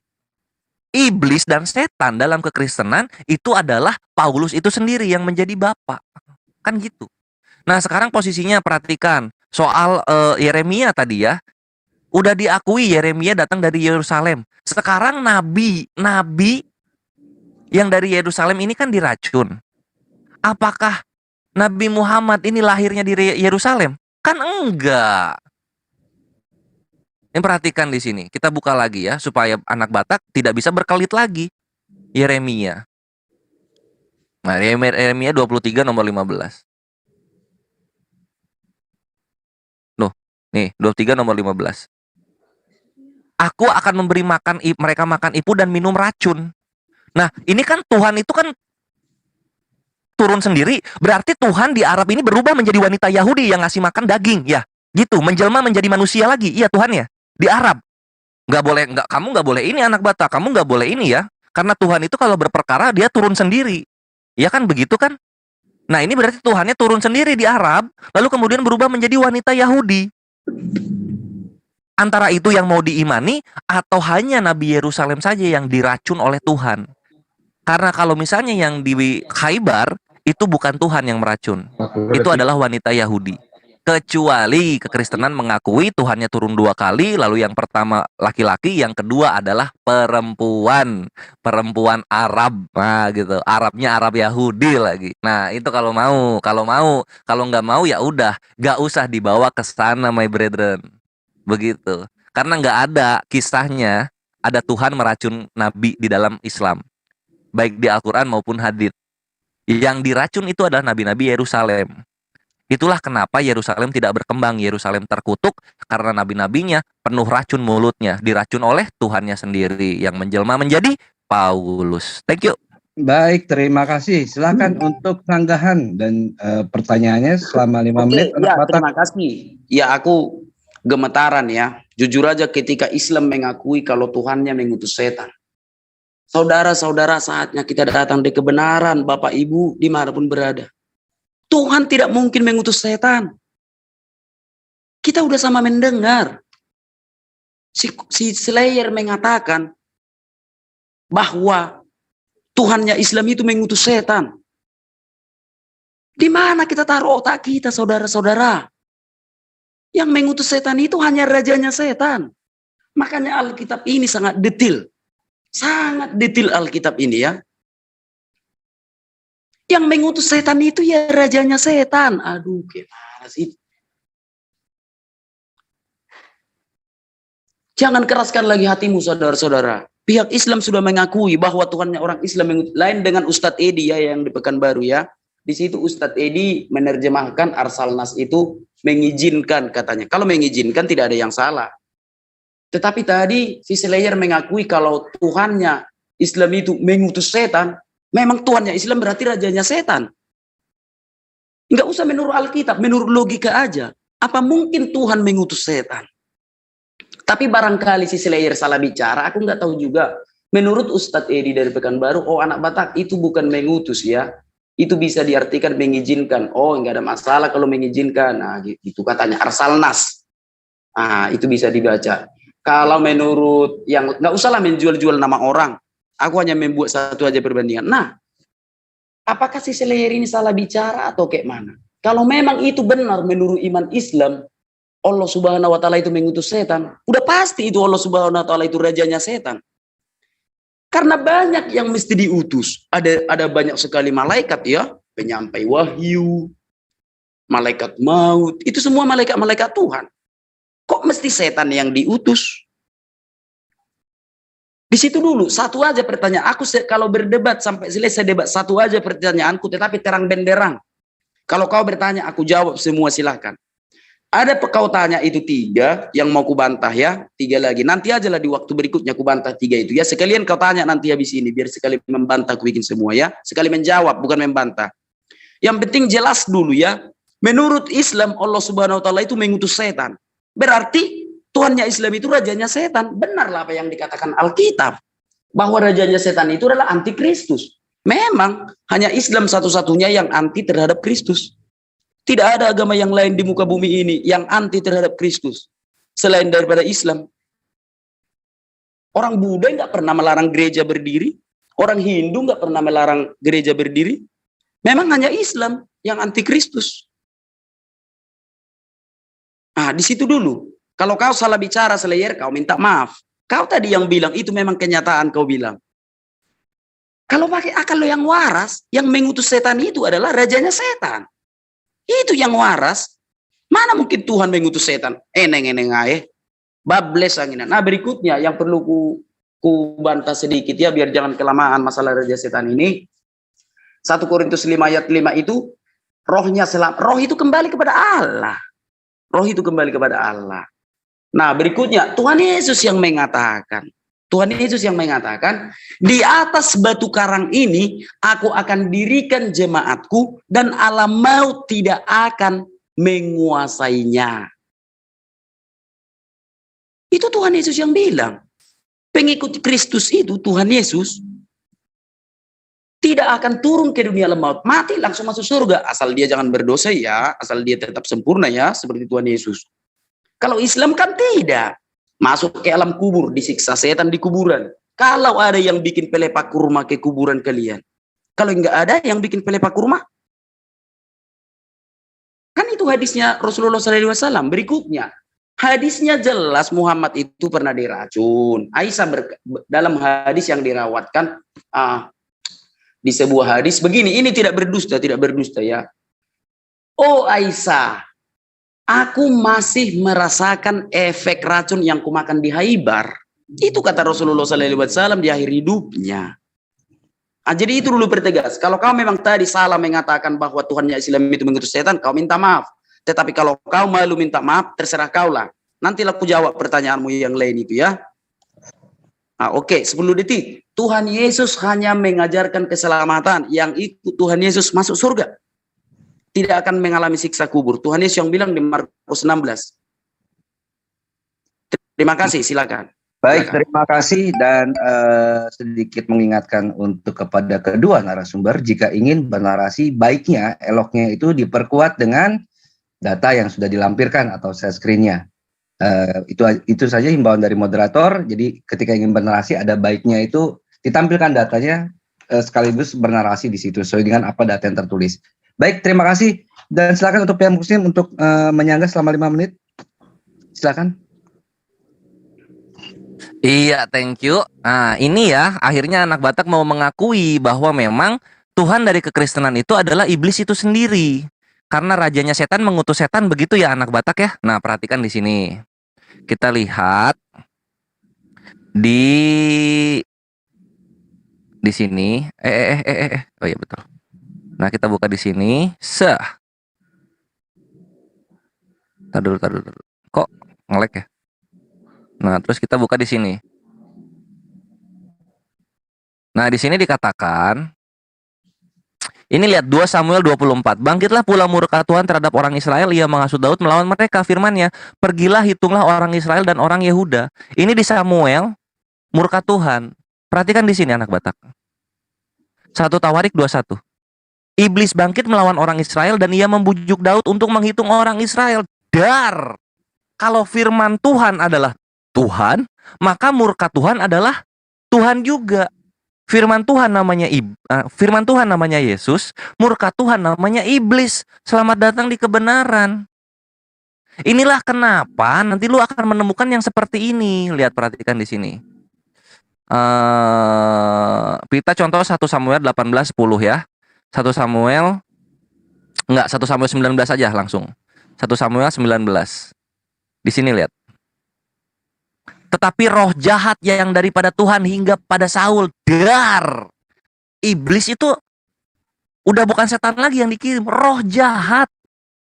Jadi Tuhan ini rohnya tuh bisa 2, kalau nggak kudus ya jahat. Coba, nanti ada lagi roh dusta, dari Tuhan juga datangnya. Belum nanti iblis adalah anak Allah. Betul, karena anak Allah adalah Allah, maka anak iblis adalah iblis itu sendiri. Iblis, Paulus dan apa satu lagi? Yahweh. Itu satu. Ini yang mesti diterima. Lalu kemudian tadi soal apa? Yang diracun. Anak Batak tidak berani menjawab kalau misalnya Tuhannya berubah menjadi perempuan Yahudi. Karena dalam Yeremia 23 nomor 15 anak Batak, ini perhatikan. Sebentar, Yeremia 23:15 itu Tuhan sendiri yang meracun. Kok nggak mau diimani? Sekarang wanita Yahudi yang turun di Arab itu adalah Yahweh. Kenapa nggak mau diimani? Lihat di sini. Tuh. Aku akan memberi mereka makan ipuh dan minum racun. Ini kan Tuhan sendiri yang ngomong. Apakah Tuhannya juga seorang wanita yang turun? Ayo dong diimani, harus berani, harus bangga. Iya benar, Tuhan kami turun untuk meracun Nabi Islam. Nah harus gitu dong. Karena Yeremia 23, aku akan memberi mereka makan ipuh dan minum racun. Tuhan sendiri yang ngomong. Tuhan sendiri yang berperkara. Kan kalau kekristenan memang Tuhannya senang turun ke bumi kan. Mereka tidak langsung mengutus malaikat, nggak begitu-begitu kan. Kenapa kok jadi malu-malu mengimani Tuhannya jadi wanita Yahudi? Diimani dong. Ayo. Gua tunggu perkataannya, memang wanita Yahudi tersebut adalah Tuhan kami. Ya anak Batak, gua tunggu itu. Itu pertama. Lalu perhatikan, ajaran Yesus membuat mereka senang bertakiah Korintus. Apa itu? Berpura-pura dalam keimanan. Karena kalau kita lihat di sini, tahun 2015 ikhwah, di sini ya. Nah ini. Mana? Nah ini. Tahun 2015 terjadi penolakan pelarangan berdirinya masjid di Manokwari. Karena apa? Kota Injil, jedar, selamat datang di kebenaran, my bre. Ternyata kekristenan kalau mayoritas akan terjadi lagi seperti dulu kala, di mana mereka akan membantai orang-orang yang menjadi minoritas. Bantainya bantai beneran ya, seperti yang tertulis di sini. Ini adalah orang Hindu sendiri yang berbicara, Indic Study, orang Hindu ya. Nah di sini berkata orang Hindu ini bahwa di musim semi awal di tahun 415 kota Alexandria, seorang intelek dari Romawi, filsufnya orang-orang pagan namanya Hipatia, dibunuh oleh kumpulan orang-orang Kristen. Dibunuh. Lalu Di sini juga mereka menghancurkan perpustakaan Alexandria, Lalu ini orang-orang Kristen juga menghancurkan kuil-kuil pagan, menghajar perkumpulan orang-orang Yahudi dan memutilasi patung-patung lalu diambil emasnya. Bahaya kekristenan kalau mayoritas. Habis beneran kita. Ini baru satu di Manokwari ya. Lalu ini yang Manokwari, sekarang yang di komplek TVM. Warga TVM tolak pembangunan Masjid At-Tabayun tahun 23 Juni 2021. Masih seger anak Batak. Kalau main kayak gini-ginian gak perlu gua keluar negeri dulu. Indonesia masih ada yang kayak begini dari kekristenan, warisan dari Belanda. Tahun 2021 loh. Cilegon kapan sih? 2022 ya? Ini 2021, my brethren. Selamat datang di kebenaran. Makanya kalau sama Kores, kebenaran itu akan disingkap sebesar-besarnya, seluas-luasnya. Supaya kekristenan mau belajar. Yang mau belajar antara dua pilihannya. Jadi mu'alaf atau lebih dendam lagi kepada Islam. Cuma Baik, itu anak terima Thank you. kasih Ahi Kores untuk pemaparannya. Silakan anak Batak untuk sanggahannya selama 5 menit dan pertanyaannya silakan. Iya, oke. Saudara-saudara, udah rugi aku melawan kau, Kores. Artikel kau bikin melawan aku. Ngerti kan enggak kau artinya artikel itu? Contoh, kalau aku kan YouTube Amerika, aku hanya menghabiskan 150 US dollar untuk membuat satu website yang valid. Udah. Nah, website yang valid ini akan kubiarkan dulu dilegitimasi di Google. Lalu 3 bulan lagi aku buat berita hoax di situ. Baru 3 bulan lagi berdebat kita. Kuambillah itu sebagai dalilku. Itu kan goblok namanya. Perhatikan kata-kata. Sebentar. Peringatan Siapa yang pertama bicara? buat anak Batak ya. Sebentar. Siapa yang bicara itu? Saya moderator. Keledai liar jangan kepanasan dulu. Keledai liar jangan kepanasan Saya dulu. moderator. Minta di pause dulu dong timer sebentar. Saya pengen Keledai warning ya. liar jangan Anak Batak kepanasan ini dulu dong. warning pertama ya. Agar tidak menghujat. Gunakan kata-kata yang baik selama perdiskusian ya. Waduh. Moderator jangan kepanasan dulu dong. Enggak kepanasan, saya hanya menjaga narasi. Ya, Ini nggak usah pakai diskusi, kita goblok-goblok gitu ya. dilindungi hukum. Ini diskusi. Oke, siap. Saya keluar. Maaf. Loh, Emosi dia. Emosi ngamuk nyari excuse buat kabur. Banyak banget pertanyaan aku yang gak bisa dijawab. Waduh. Islam menang lagi. ini bener Islam menang keluar dia. data. Bener keluar dia. Astagfirullah. Keluar ya. Ini kan saya hanya menjaga narasi loh, supaya nggak ada kata hujatan gitu loh. Nangis darah dia. Lah kok begitu? Jadi Gak gimana nih apa-apa. kita close Gak aja apa-apa ya? yang apa di tempatnya si anak Batak ngamuk semua orang-orang. Ditambah lagi pujangganya, berhalanya si anak Batak ini kabur juga. Udah puas aku. Cakep Akinamoto, bagus. Thank you untuk ininya. Untuk moderasinya. Terusin dulu Moto. Oke, Selamat datang di kebenaran, my bre. Ini kenyataannya. Silakan moderator.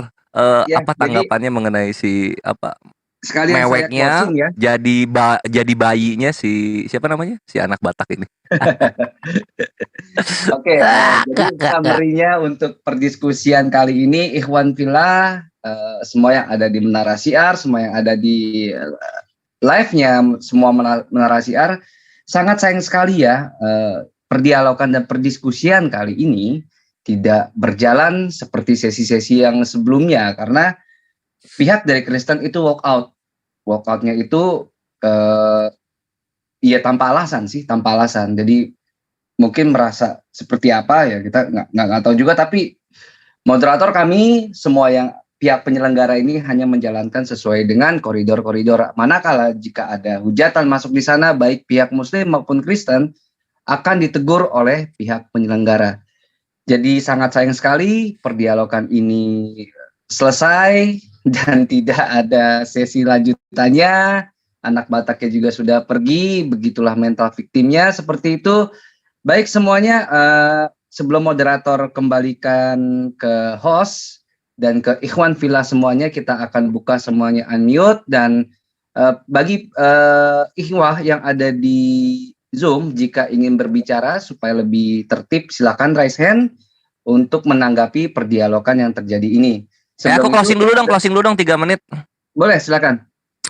Iya, Ikhwan Fisabilillah, iya inilah ya kebenaran Islam, kenyataan yang sangat keras sekali kita paparkan sehingga anak Batak pun akhirnya mencari excuse agar bisa kabur dari pertanyaan-pertanyaan dan statement-statement keras kebenarannya dari Kores Kristus. Selamat datang di kebenaran, terima kenyataannya, wahai tritung-tritung penghujat.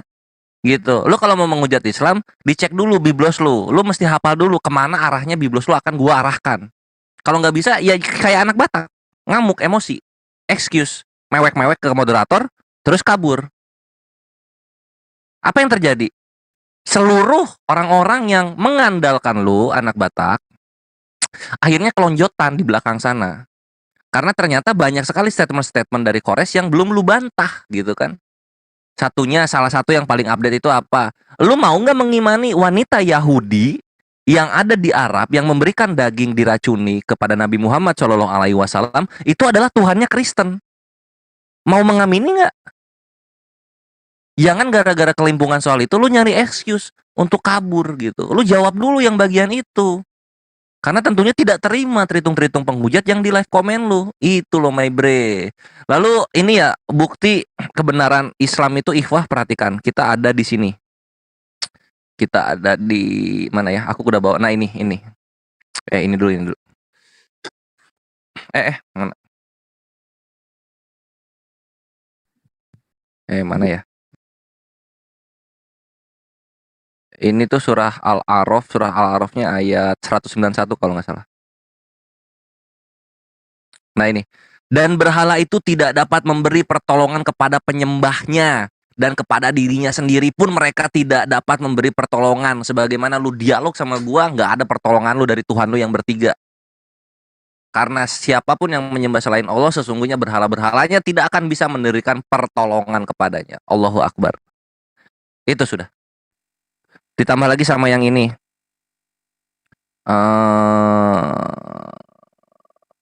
Yang ini tuh di 20 kalau nggak salah ya.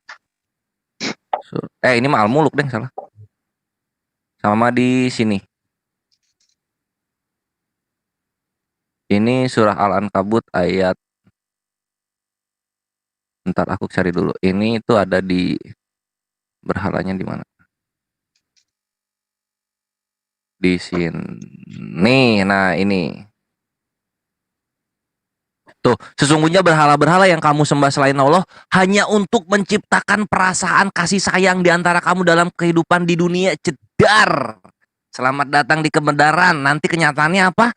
Kemudian pada hari kiamat sebagian kamu akan saling mengingkar dan saling mengutuk. Udah Allah beritakan dalam firman-Nya di Al-Qur'an. Nih berkasih sayang doang itu datangnya dari berhala-berhala. Wah. Mau dibawa ke sini tadi tuh, cuma dia larinya ke Nabi Muhammad, ya udah kita gas aja ke sana lah. Karena Kores mah mau dibawa kemana-mana aja ikut. Karena ujung-ujungnya terhitung akan hancur sendiri oleh jebakan yang mereka inginkan. Itu dia. Oke deh, moderator aku ucapkan terima kasih. Zoom M3 juga terima kasih untuk kondusivitasnya. Semoga Allah Azza wa Jalla selalu meluruskan niat kita. Amin. Dan semoga kemenangan Islam ini selalu berada dalam kita. Karena Allah. Amin. Moderator lanjut. Baik, kita tutup dulu, kita closing dulu perdiskusian. Jangan ditutup dulu, lanjut. biar dibahas dulu. Jangan ditutup, Bang. Jangan ditutup karena si anak kata itu juga betul. Pasti live monolog gitu. Betul. Biar maksudnya kita kan terus lanjutkan ke Menarasinya tetap live, kita tetap live, cuman diskusi antara anak Batak sama Kores ini kan selesai nih. Karena walkoutnya mereka gitu kan. Saya tutup sesi ini dulu aja Bang Zuma. Jadinya nanti silakan untuk sesi tanggapan kita gas lagi sekarang gitu habis ini gitu. Jadi bisa saya kembalikan ke host moderatornya gitu karena sudah selesai ya saya pikir gitu. Atau mau dilanjut aja langsung Bang Zuma mau kasih tanggapan. Monggo silakan. Lanjut aja Tok. Silakan Bang Zuma. Lanjut aja Gurunda Zuma biar mumpung masih anget ini. Silakan Bang Zuma dulu nanti ada aku ya, aku udah raise hand loh. Ada Ali Pak, silakan dulu dilanjut. Ayo. Unirifa dulu silakan, Dek. Serius ya Bang ya, soalnya aku Oke. Oke. Pertama ya, walaupun aku melanglang buana keluar rumah, aku mendengarkan dari tadi, serius ya. Dan aku pegang HP di kuping aku walaupun berisik, tapi alhamdulillah benar kata Kores itu bahwa Islam ini akan selalu dimenangkan. Yang aku ambil poin terakhir, dia mencoba menyerang bahwa Allah mengutus malaikat. Nah, dia yang shock di itu ketika aku menilai adalah si Kores menunjukkan data bahwa roh jahat dan sebenarnya roh dusta itu dari Tuhan dia juga. Dan ketika mereka ya, aku masih ingat Tante Uti itu selalu bilang bahwa juru selamat hanya Tuhan kami satu-satunya, dia sendiri yang akan menyelamatkan. Ketika itu dibawa Kores juga cara berpikirnya orang Kristen bahwa Tuhan sendiri yang juga akan memberikan hukuman, memberi minum racun kepada Nabi palsu, lalu dia menyerang Nabi Muhammad. Maka Kores menunjukkan bagaimana cara mereka beriman, itu harus meyakini orang Yahudi itu adalah Tuhan menjelma. Wah, ini keren banget, Vin. Dan dia shock banget. Anak Batak kelihatan shock banget sampai mencari-cari celah. Dia tuh udah emosi banget ya pas terakhir dia ngomong bilang GOBLOK itu tuh dia emosi banget gitu. Dan dia tuh nggak bisa ngejawab dari beberapa waktu dia ngomong gini. Banyak kali yang kau tanyakan, tuh ya nanti aku balik. Nggak bisa dia ngejawab gitu loh. Dia mungkin nggak nyangka kalau aduh yang dilawan Kores gitu loh ya. Aduh anak katak ini udahlah lucu juga sih, maksudnya hari ini tuh epic banget ya, karena orang-orang yang penghujat seperti ini seperti yang dikatakan Kores, pertama kalau ditunjukin data, ditunjukin fakta, kalau bukan mereka ini mu'alaf, kalau enggak mereka akan menambahkan kebenciannya terhadap Islam. Dan saya percaya orang-orang seperti siapa ini si yang satu ini sama seperti Sofiatul, kebenciannya semakin hari akan bertambah, semakin bulan akan bertambah. Oh iya, aku nonton barusan dia monolog ya, aku kan langsung cek monolog dia, apa dia bilang, ternyata guru dia itu sang debater. Nah, sang debater kalau udah kalah tuh selalu kabur sama kita, ya pantesan diikuti sama dia. Gurunya aja beku sama aku Unik, apalagi muridnya coba. Enggak, dia ngomong apa, Vin? Dia bilang gini, nanti moderator marah sama aku, katanya. Mana boleh moderator ikut ngomong. Ternyata dia bener muridnya sih. Aduh. Alibi lemah. Ya udah deh, lanjut Bang Zuma. Makasih aku udah diizinin duluan. Assalamualaikum. Aduh ya Allah. Assalamualaikum warahmatullahi wabarakatuh. Waalaikumsalam warahmatullahi wabarakatuh. Iya, jadi temanya itu kan siapa yang temanya tadi Dinda Kores? Tuhan mana yang benar, Gurunda? Tuhan mana yang benar, artinya Tuhan mana yang tidak benar, kan gitu. Simple aja sih sebenarnya. Yesus ketika dia datang kepada Bani Israel itu kan bukan ateis, tapi dia bertuhan. Tapi muncul agama kemudian yang mendudukkan Yesus menjadi Tuhan yang bertuhan. Jadi Tuhan yang tidak benar itu ya ada di pihak mereka. Nah sekarang apa masalahnya dan apa yang menjadi dasar pijakan orang-orang ini menuhankan sesamanya manusia? Karena memang sudah dinubuatkan, misalnya di dalam Yesaya 59 nomor 5, mereka menetaskan telur ular beludak dan menenun sarang laba-laba. Siapa yang makan dari telurnya itu akan mati, dan apabila sebutir ditelan pecah, keluarlah seekor ular beludak. Yeremia 8:17, lihatlah aku melepaskan ke antaramu ular-ular beludak yang tidak dapat dimantrai. Nah, ular di sini jelas adalah penampakan daripada iblis itu sendiri di dalam Bible, kan gitu. Sehingga Yesus selalu menunjuk orang seangkatan dia itu sebagai ular beludak, keturunan ular beludak. Makanya Yesus mengatakan waspadalah kepada serigala yang nyamar. Serigala yang nyamar inilah kemudian disebut ular beludak. Dan ular beludak itu adalah identik dengan iblis. Nyata di dalam Yohanes 8:44, iblislah yang menjadi bapakmu. Artinya ular beludak ini yang akan menjadi sembahan-sembahan mereka. Sembahan dalam arti kata adalah sesuatu yang memberikan perintah, sesuatu yang memberikan ajaran, di mana ajarannya itu mau supaya diikutin. Gitu loh. Iblis itu kan ngerti. Iblis itu paham gitu. Bahwa ketika manusia itu berzina, ketika manusia itu mencuri, membunuh, dan semua dosa-dosa yang dilakukan kemudian manusia itu dilakukan, akan tetapi ketika mereka bertobat, maka dosa-dosa itu kemudian akan terampuni. Atau iblis pun tahu bahwa ketika manusia itu melakukan semua kemaksiatan, tapi di dalam hidupnya tidak pernah menyekutukan Allah, Tuhan, kemudian mati, kelak juga dia akan masuk ke dalam neraka setelah dosa-dosanya dibersihkan di neraka.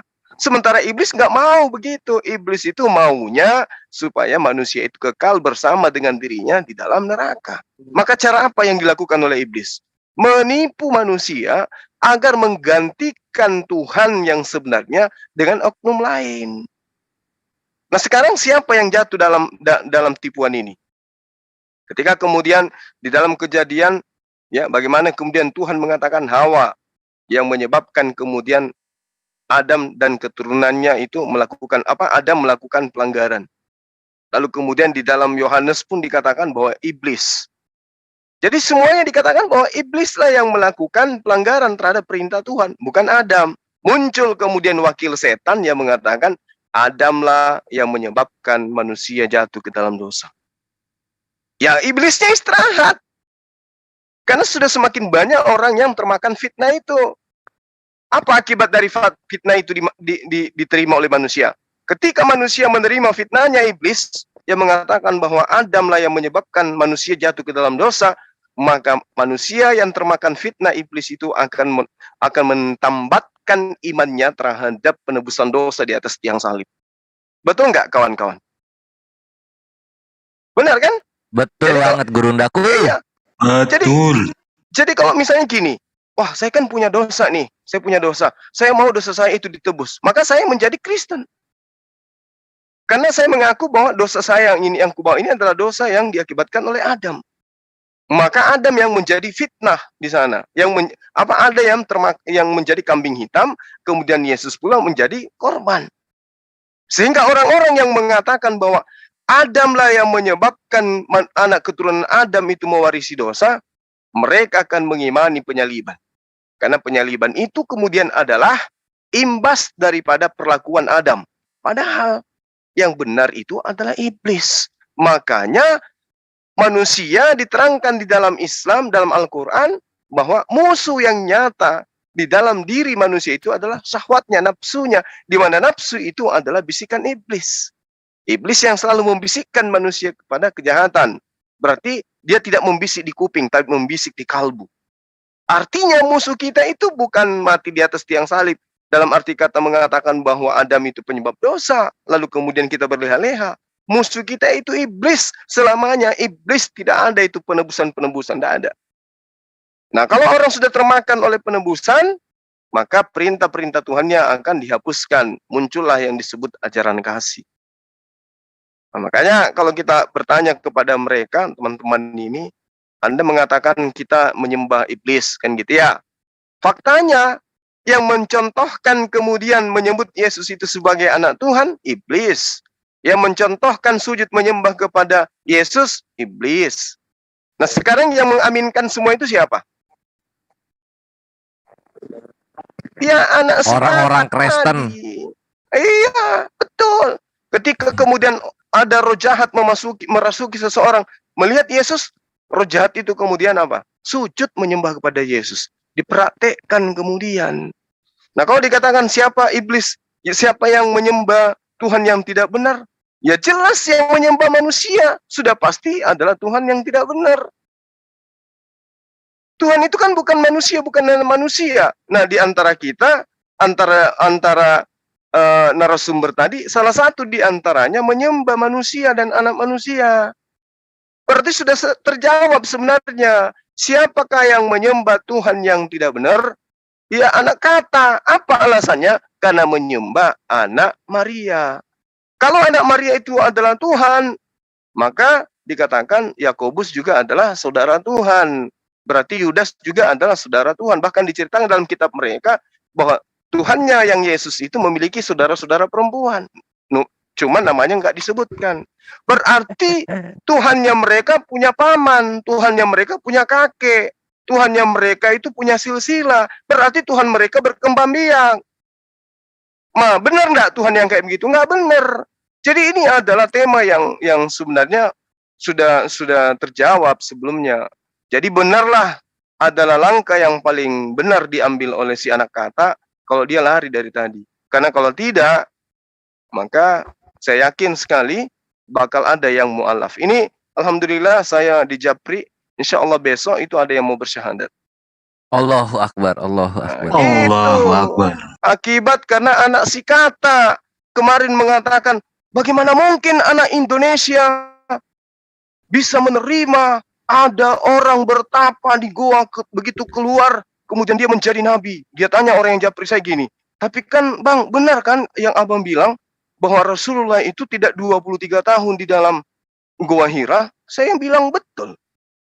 Dan betul enggak bahwa sebelum Yesus itu keluar dari goa yang pemakaman yang punya milik daripada Yusuf Arimatea itu sebelumnya belum dituhankan seperti sekarang, ada gereja, ada tempat ibadah, ada orang nyanyi-nyanyi setiap hari khusus untuk kemudian menyembah kepada. Iya, enggak ada itu. Bahkan Yesus dianggap sebagai manusia yang normal aja di Yerusalem pada masanya kagak.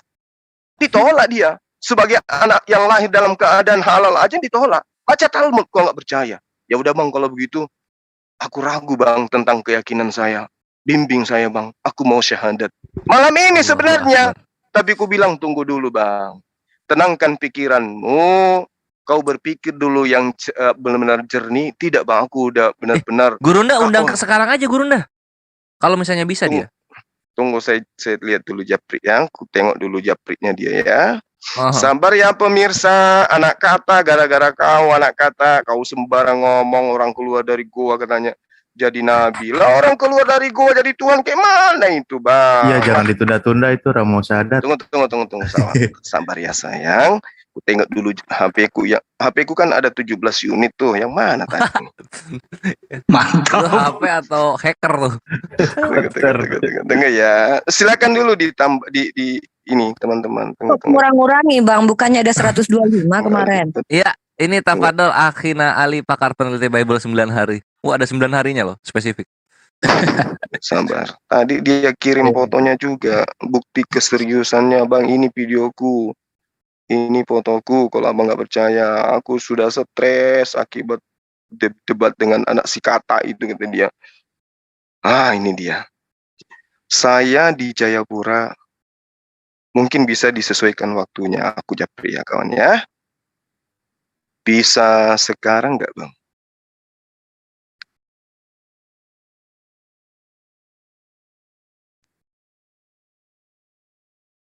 Nah, ini dia. Jawaban terakhir dari chatting yang dia, kan ku bilang tadi besok pagi ya, bisa nggak besok pagi? Dia bilang, saya di Jayapura mungkin bisa disesuaikan waktunya. Belum dijawab tapi dia lagi online. Sabar ya kawan-kawan. Oke, saya lanjut ya. Jadi kalau dikatakan Tuhan siapa yang menyembah Tuhan yang benar dan siapa menyembah Tuhan yang tidak benar? Ya sudah pasti jawabannya jelas itu. Yang menyembah sesamanya manusia udah pasti itu Tuhan yang tidak benar. Kenapa? Karena Tuhan yang mereka sembah, sembahan mereka pun mengajarkan kepada Bani Israel untuk menyembah kepada Allah. Allah yang diminta, yang diajarkan kemudian untuk disembah oleh Yesus. Tapi si anak kata menyembahnya kepada Yesus. Ya, sekira puas sekali kita terkait dengan yang mengutus dan yang mengutus roh jahat.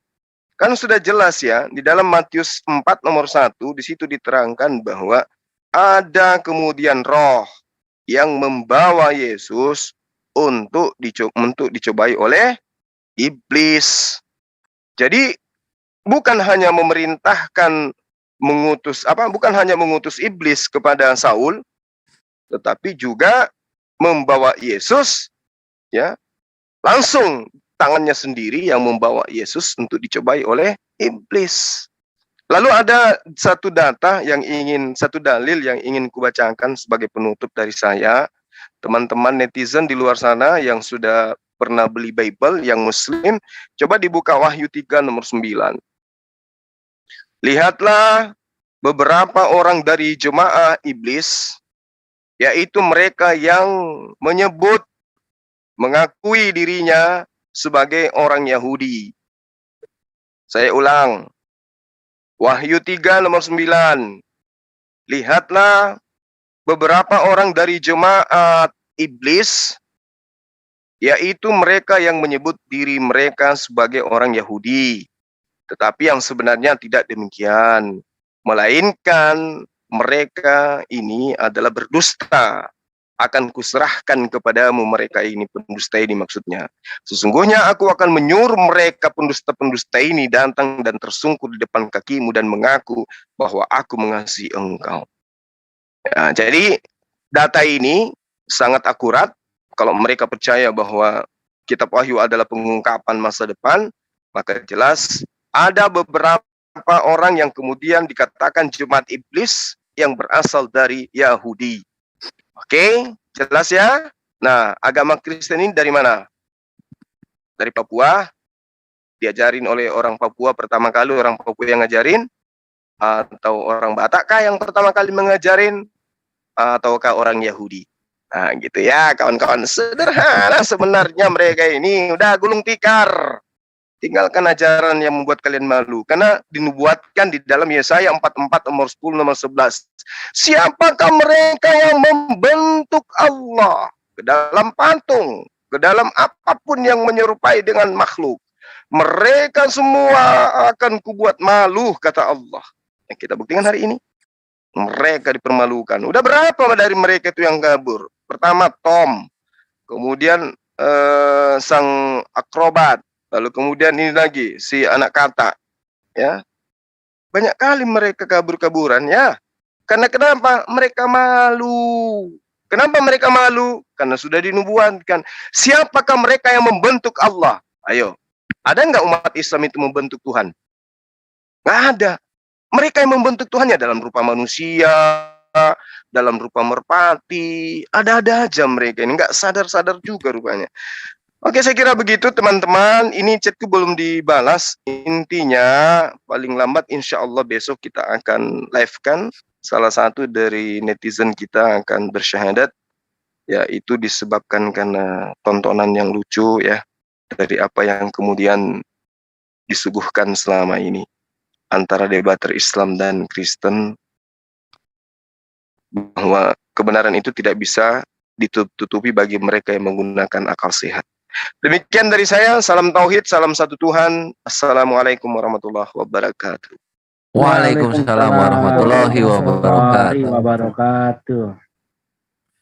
Bang Yan, dilanjut Bang Yan. Ahimoto lagi ke belakang. Pin aja, Pin, lanjut, Pin.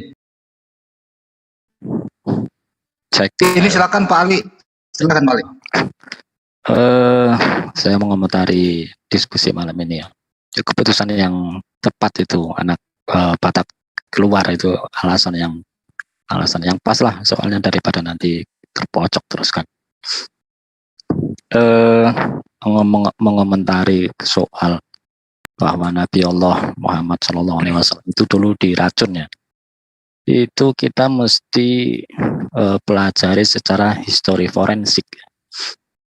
Artinya perempuan itu kan namanya Zainab. Dia seorang yang kondisi psikologisnya sedang terguncang karena suaminya meninggal di perang Khaybar. Jadi orang yang kondisi psikologisnya sedang terguncang tentu ucapannya ngawur kan, seperti itu.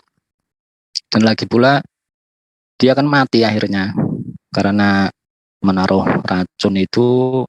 Daging kambing itu enggak cuma dimakan Rasulullah ya, beberapa sahabat sudah ikut makan.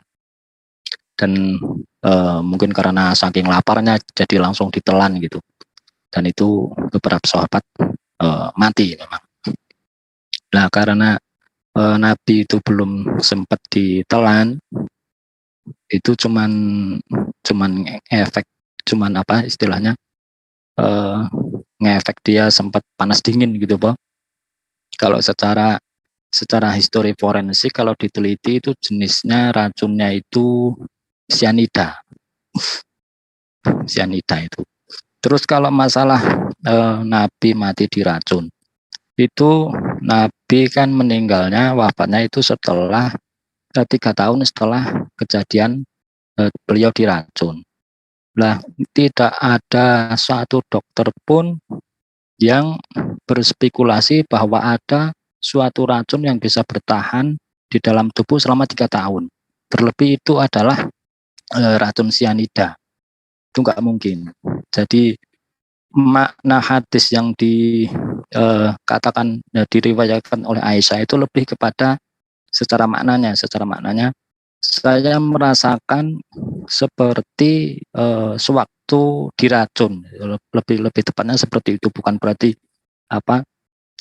racunnya itu masih masih bekerja, itu enggak, 3 tahun gitu, 3 tahun. Dan sewaktu Zainab ditanya, kenapa kamu meracuni Rasulullah? Jawabannya bukan soal nubuat itu enggak ada. Justru kalau memang dia itu nabi, kalau dia itu memang Rasulullah, tentu akan diselamatkan oleh Allah, enggak akan mati. Nah, buktinya diselamatkan, enggak mati pada waktu itu. Yang mati beberapa sahabat. Nah, terus kalau alasannya itu karena Zainab ragu atas kenabiannya Rasulullah, tentu itu nggak masuk akal juga. Sebab bagi orang Israel, bagi orang Yahudi yang meyakini bahwa semua nabi-nabi itu dari bangsa Israel, dari bangsa Yahudi, ya udah, ketika ada nabi dari bangsa Arab yang bukan dari Yahudi, ya sudah, cukup tidak percaya saja, nggak perlu dites. Justru kalau mengetes itu malah jadi janggal gitu loh, kan seperti itu. Wong mereka sendiri sudah meyakini bahwa nggak ada nabi-nabi dari bangsa lain selain Yahudi, berarti nggak perlu dites, ya udah langsung selain nabi jika ada yang nabi selain dari bangsa Yahudi, ya sudah tinggal nggak percaya aja, kan seperti itu. Justru kalau mau dites lucu, alasannya lucu. Seperti itu sih tanggapan dari saya. Oke, terima kasih Pak Ali. Mungkin ada yang tambahan dari yang lain, Pak Fadol? Bung Juba, mau nama lagi? Ustadz Unggul, silakan. Oh ya, Ustadz Unggul, Pak Fadol, Ustadz Unggul.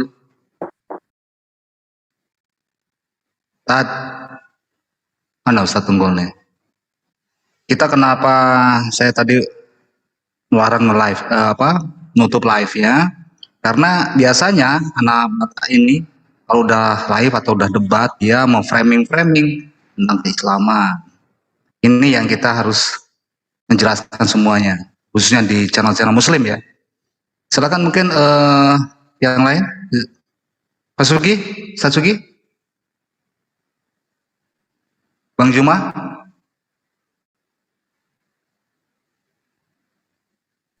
Iya Bang, iya.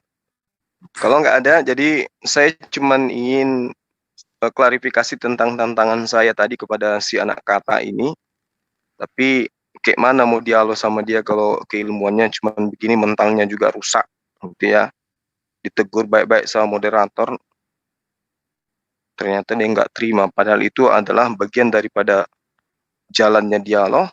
Harus diingatkan ketika salah satunya itu kemudian mengeluarkan kata-kata yang tidak sepantasnya, kata-kata goblok dan seterusnya, itu sebenarnya nggak bisa, karena kita berdialog tentang agama.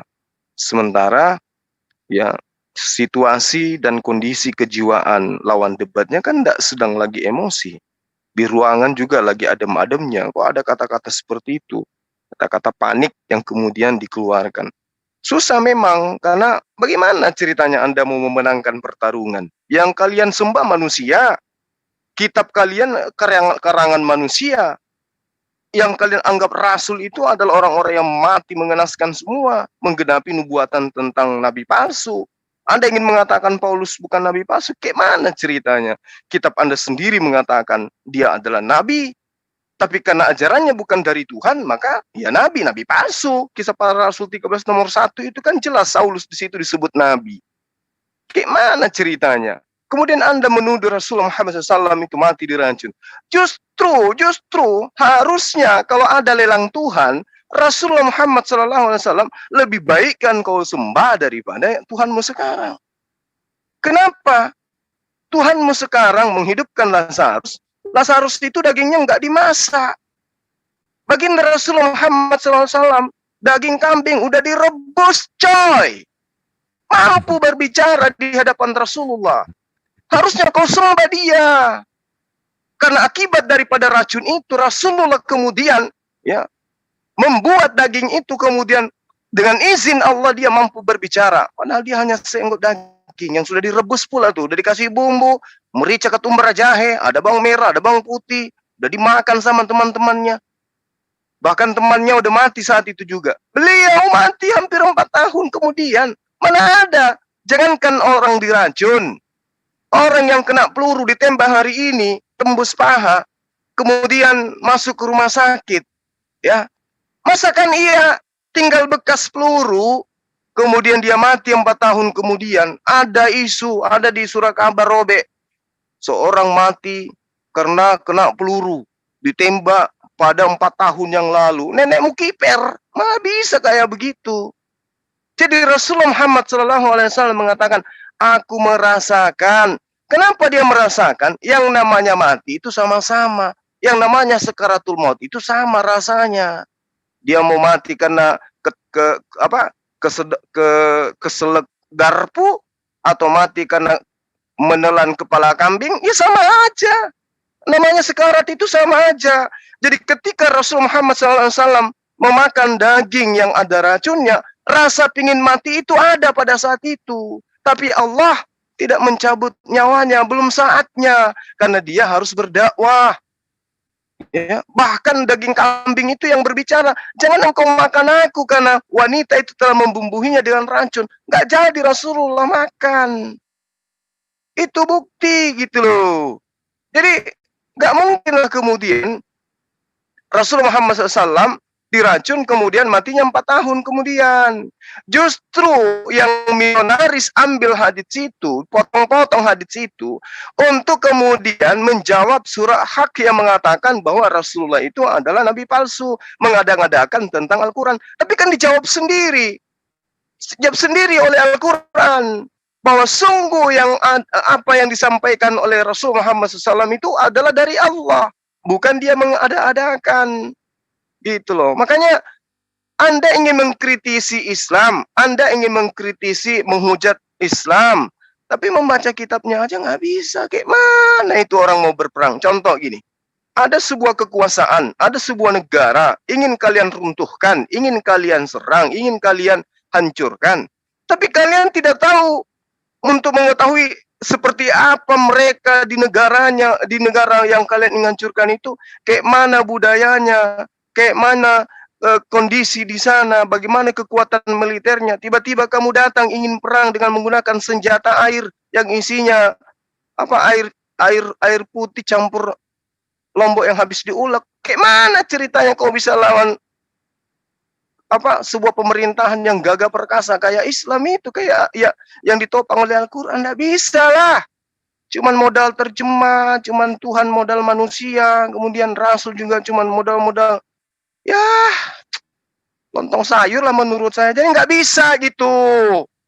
Ya, adalah lebih baik kalau kalian itu minta waktu untuk belajar Al-Quran.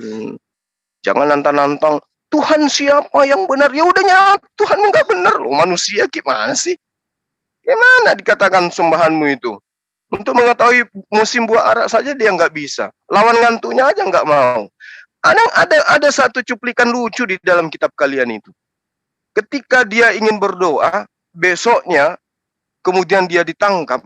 Dia marah sama murid-muridnya karena muridnya ketiduran. Sampai dia memelas, tidak bisa kalau engkau berjaga-jaga. Barang 1 jam, baru 2 jam. Wih, kasihna. Mana kejangka tahu Tuhan begitu, ketakutan. Keringatnya seperti bintik-bintik darah. Itu bukti bahwa kamu menyembah Tuhan yang tidak benar.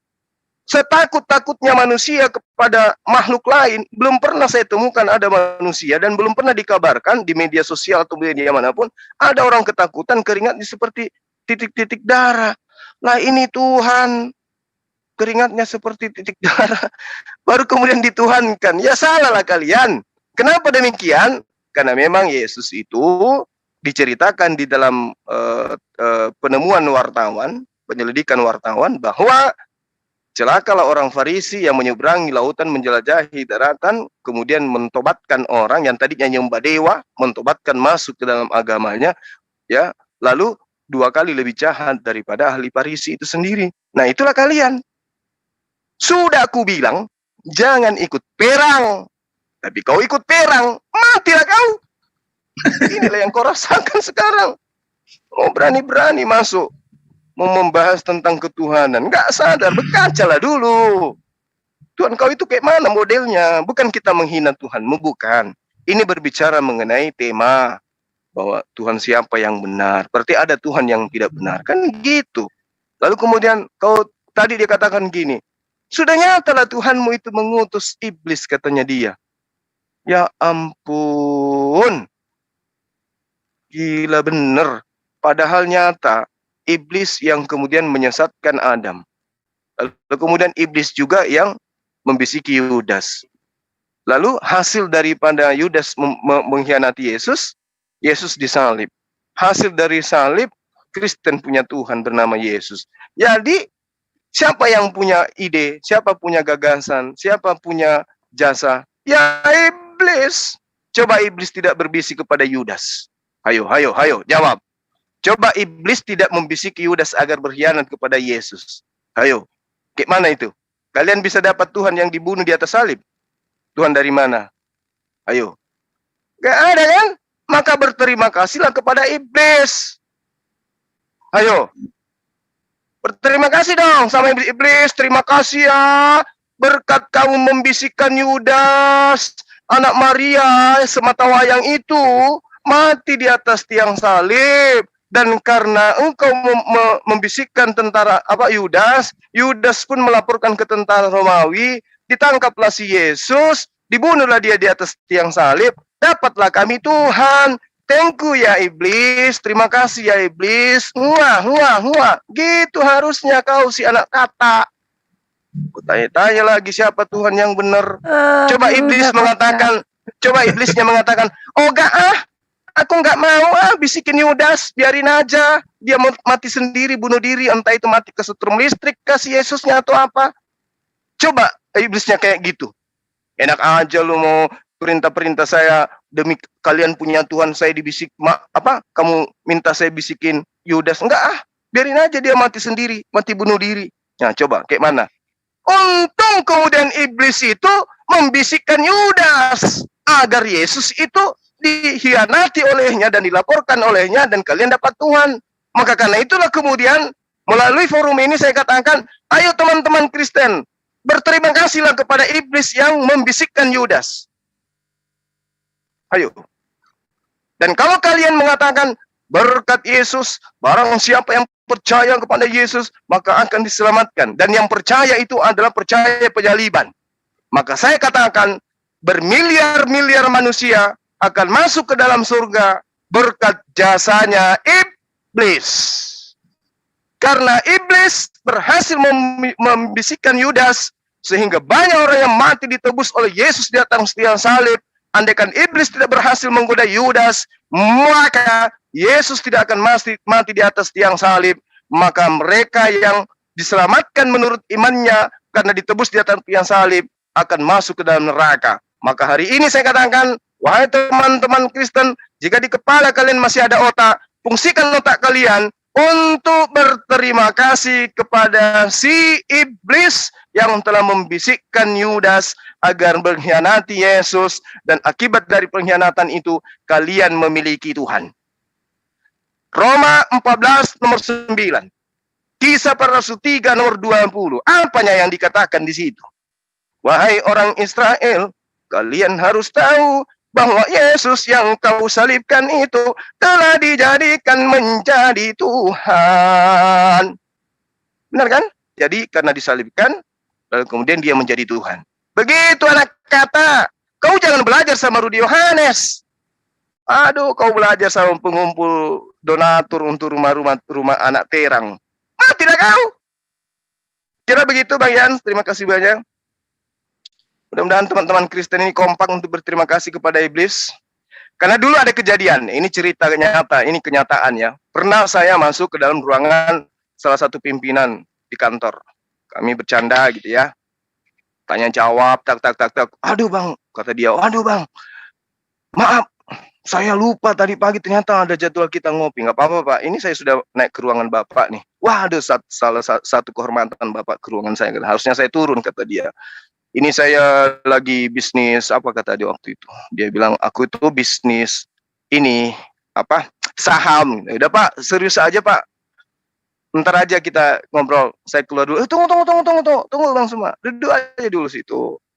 Dosa nggak nih, kata dia. Dosa nggak nih saya lakukan bisnis multi level saham gitu. Saya nggak ngerti ya kan. Terus ku bilang, sebesar apapun dosa yang Bapak lakukan hari ini, ku bilang, itu sudah ditebus oleh Tuhan Bapak.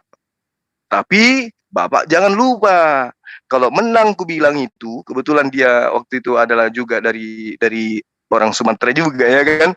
Aku belajar dialog dari dia.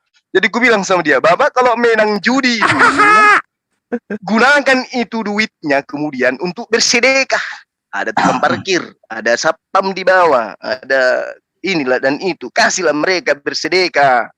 Ya, kok bisa rupanya begitu? Supaya Bapak itu berdoa, supaya mereka itu berdoa untuk keselamatan Bapak. Apa kata dia? Aku udah selamat Bang Suma. Yang selamatkan siapa rupanya Pak? Bilang gitu.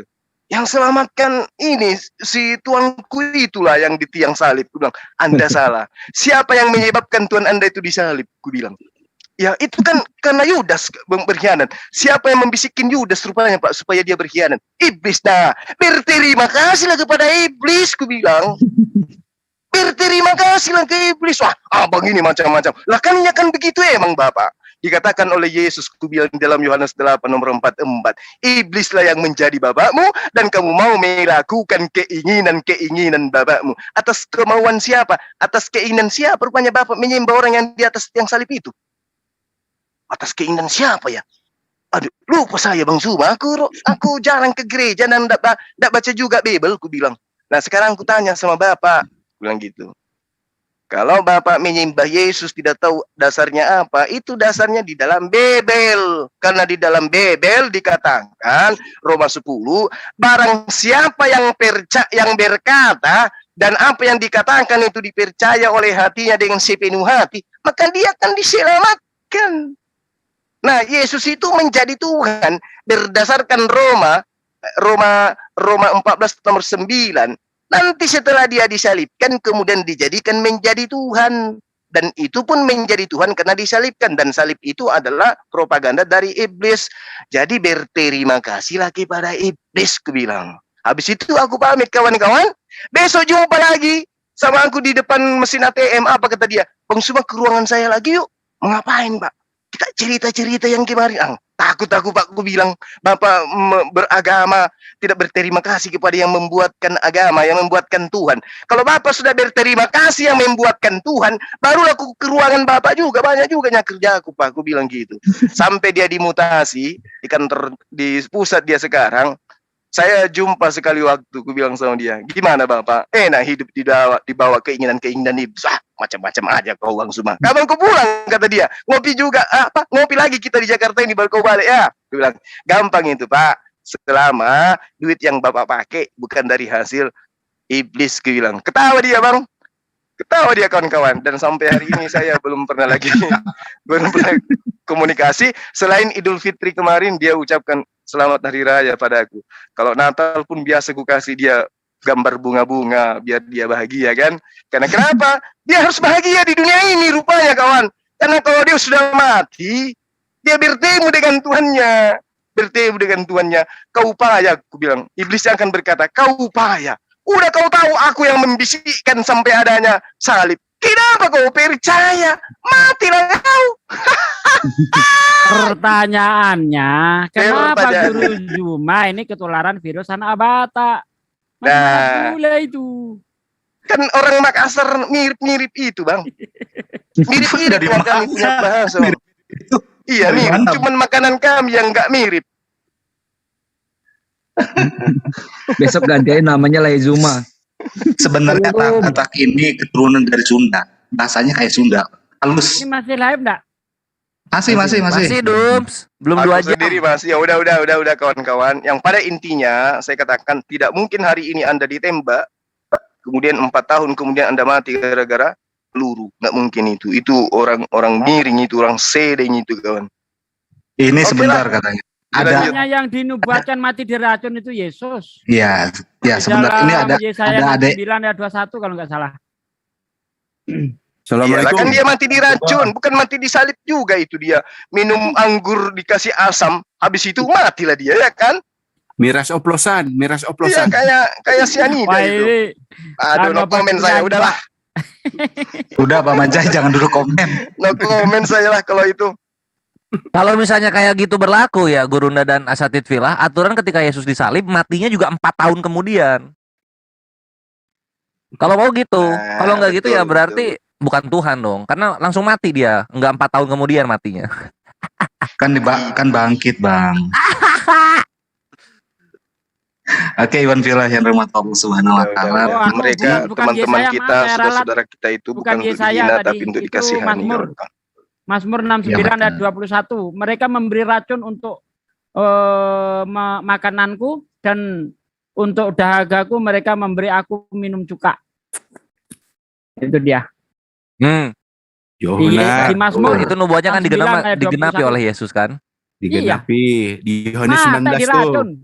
Yohanes 19 tuh. Yohanes 19, 29:30. Ini sebentar lagi mungkin adanya Bang Juma ini Mahadewa katanya mau naik mana ini? Udah ada masuk belum Kang Dewa nih? Oke, jadi Iwan Villa kenapa ini, mohon maaf ya, bukan rasis karena dia pakai nickname-nya anak Batak. Jadi bukan Batak semua ya, mohon maaf ini rasis, dia nama aja Batak.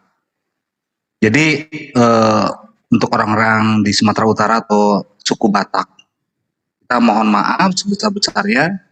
Makanya bukan kami menghujat anak Batak ini sebagai suku Batak, walaupun dia suku Batak.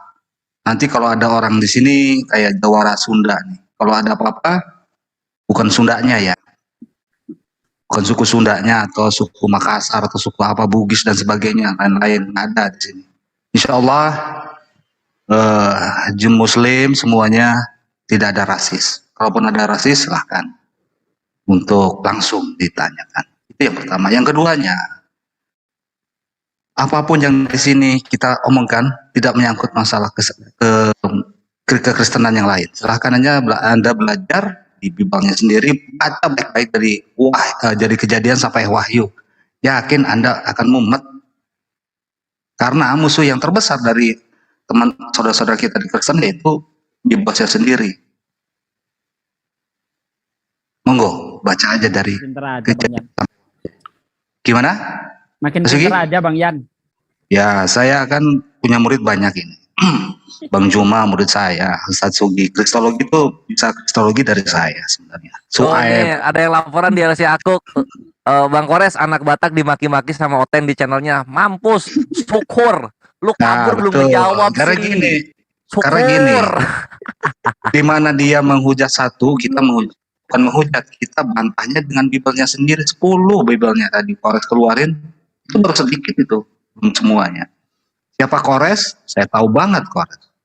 Dengan narasi-narasinya yang bagus dan tidak lepas dari Alkitabiah, dalil. Dari tadi anak Batak nih dalilnya ada, asumsi semua. Dan logikanya begini, Bang Juma, Ustaz Sugi dan semuanya. Yang salah siapa? Yang dihukum siapa? Ini bingung saya nih. Coba bisa diterangkan nggak Bang Juma? Pusing. Ya coba, saya yang salah. Namaku, udahlah. Ada yang mau melantik aku jadi raja di sana, sudahlah. Siap. Aku dikirim selendang aja gembiranya aku ini. Ya nanti kirim mulos. Kita tutup aja ya semuanya Bang Juma. Ini ya, silakan, kita tutup ya. Bentar, gini, sebelum tutup. Ikhwani fisabilillah di channel manapun, jikalau memang dialog Akuk ini cukup menggugah tritung penghujat ini makin kelonjotan di luaran sana, tafadol silakan indomisasinya ditunggu. Baik melalui super chat, super sticker, atau melalui rekening BCA yang tertera di deskripsi, atau melalui Sociobus Stripe yang tertera di pin miset. Jazakumullah khairan katsiran bijana. Aku ucapkan. Semangat netizen. Ayo, sip. Lanjutkan. Semangat netizen.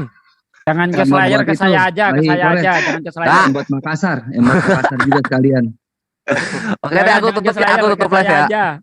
Kalau aku tambah sedikit lah, aku ngomong sedikit ya. Boleh. Tapi jangan panas-panas kali ya Bang ya. Enggak panas-panas. Soalnya tadi lawan kita itu udah kabur menceret kapur. Janganlah ditambahin. Iyalah, enggak sikit-sikit aja lah. Dan untuk oten-oten yang empat kita nih yang bahlol lo kan. Mikirlah gitu kan. Di Eropa tuh udah dianggap sampah. Ya kan? Kok di sini kita masih nak nahan-nahankan ini lagi kan? Tuhan gondrong. Patut-patutkah ada Tuhan gondrong? Ya kan? Yahudi gondrong kan? Kan di gambar-gambar tuh. Kita tidak menghujat. Aduh. Aku pernah tanya dengan Oten di sini. Kalau aku bilang bermata 7 bertanduk 7 aja Bang dibahas. Jangan gondrong. Terus kan? yang di sampingku ini kawanku gondrong juga. Tidak bisa membedakan air putih dengan miras oplosan. Tuhan kayak apa tuh? Awo sekuni dia bilang. Tidak bisa membedakan air putih dengan miras oplosan. Dari campur dengan bunga karang langsung nggak pinam langsung kau. Itu baru racun. Racun itu reaksinya per detik atau per 3 hari itu racun. 4 tahun jadi racun itu bukan racun. Oke dah, itu aja lah. Biar oten-oten itu agak-agak. Sian nggak aku nengok dia. Assalamualaikum warahmatullahi wabarakatuh. Waalaikumsalam warahmatullahi wabarakatuh. Waalaikumsalam warahmatullahi wabarakatuh. Ini kebetulan ini ada Mahadewa nih udah masuk nih. Alhamdulillah suruh naik biar komen sedikit ya Mahadewa. Ini mungkin agak dikit ini. Awas jangan nyelantur kalau komen. Wabillahi hidayah. Assalamualaikum warahmatullahi wabarakatuh. Silakan Om Dewa. Wabillahi taufiq wal hidayah. Assalamualaikum warahmatullahi wabarakatuh. Kang Mahadewa. Oh ini belum masuk nih. Aduh. Mata-mata dia itu Bang. Iya mata-mata laki. Alhamdulillah malam ini bagaimanapun si anak Batak nggak akan bikin framing lagi karena apa, setelah kita live dalam artian dia diskusi dengan Kores Kristus biasanya dia mau framing hal-hal yang lain dan lawannya Kores ya nggak bisa apa-apa. Bang Juma pun sama hanya satu soal kata-kata yang lain, makanya Bang Juma nggak mau rasis ya, bawa kesukuan, makanya sebut anak katak, malah dia marah terus kabur lagi. Sekarang pun Kores dia bilang goblok ditengahin oleh moderator dengan pakai kata-kata goblok, itu malah dia keluar. Nggak bisa Bang, sebenarnya itu dia menggunakan nama suku, nama daerah di dalam debat lintas agama, nggak boleh. Kenapa? Ya saudara-saudara kita kan juga Muslim di sana. Mereka anak Batak ini banyak yang Muslim gitu, dan Muslimnya mereka itu adalah Muslim yang taat. Terus kalau dia menggunakan nama Batak kan melukai orang-orang ini. Sama seperti saya misalnya kan, saya menggunakan Suma Makassar atau anak Makassar. Ya kan tidak enak kalau misalnya atas nama wilayah, kemudian orang tidak semuanya sepaham dengan saya kan gitu. Tapi karena memang orang ini nggak ada ajaran akhlaknya, nggak ada etikanya, dia cuma modal masker, terus sarung, kayak gitu mengatasnamakan anak Batak. Ya, bergurunya ke Rudi. Dasar lendir biru. Ongol. Budak tuh bengal, budak tuh. Ada yang bengal tuh segar dulu pakai anak Dayak Kaltim. Berguru ke Rudi Hanas, terus bawa nama anak Batak. Nggak malu dia, kasihan kali lah. Maksudnya gini loh, kalau bapakmu di sana gubernur selama 10 periode, bolehlah kau bawa nama Batak itu. Tapi kan kamu nggak ditahu kapan muncul, baru debater juga baru 2 hari. Cuma modal selendang kain karo, dan kau bawa nama suku di sini. Pingin ku injak-injak lidah kau. Untungnya agama mengajarkan kasih sayang. Rasis. Kalau tidak, mengajarkan rasis budak itu. Tempo hari kan dia tuh kan kasih tahu di dosa. Tempo hari kita di JCC kalau nggak salah ya, dulu pernah menerapkan ke anak Batak ini untuk mengganti nama jangan anak Batak karena bawa suku-sukuan. Boleh sebenarnya dia bawa suku. Itu pun kata nggak rela disebut dengan namamu, kata pun nggak suka. Nah itu. Bagusnya anak kutil. Anak kutil bagus. Bengak, cantik kali. Bengak bahasa kami Melayu, bengal budak enggak ngerti-ngerti. Itu segar-segar tuh, agak sarap-sarap budak tuh. Dulu dia pakai nama Dayak Kaltim. Aku bilang jangan pakai nama Dayak Kaltim. Nggak boleh sebenarnya. Iya. Segar-segar mau ganti nama tuh. Kan gitu. Tak usah kayak nama itulah, aku bilang kayak nama Dayak itu tak usah, bilang kan. Amo, Itu namanya bukan seger-seger, itu kita eksegesinya geser-geser. Itu aja, geser-geser. Tapi dia mau dia mau dengar gitu kan. Dulu kan dia pakai nama Dayak juga kan. Mau dengar dia kan. Iya. Tapi anak Batak ni berapa kali di HMC di mana-mana aku bilang janganlah kau nama tu. Tak mau Nama dia. ini aja, anak kutil. Itu cocok. Anak kutil. Anak badak, kalau anak badak gimana? Kamu tebak anak badak. Badaknya marah nanti, Bang. Geser-geser. Badak marah. Badak protes. Kayak gini, kita narasinya jangan sampai ke mana-mana Bang Juman dan yang lain. Mohon maaf karena ini dia bilang Batak ini, mohon maaf ini suku. Saya mohon maaf sekaligus dari Muslim.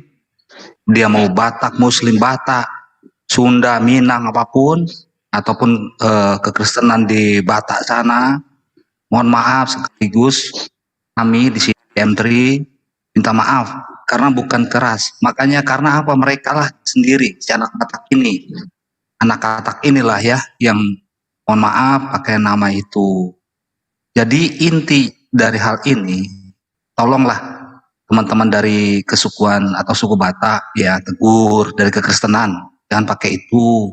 Karena siapa tahu nih tidak benar perkataannya, ya silahkan teman-teman bisa menilai, nanti salahnya Bataknya ini, gak mau semua Batak pun begini, itu kan.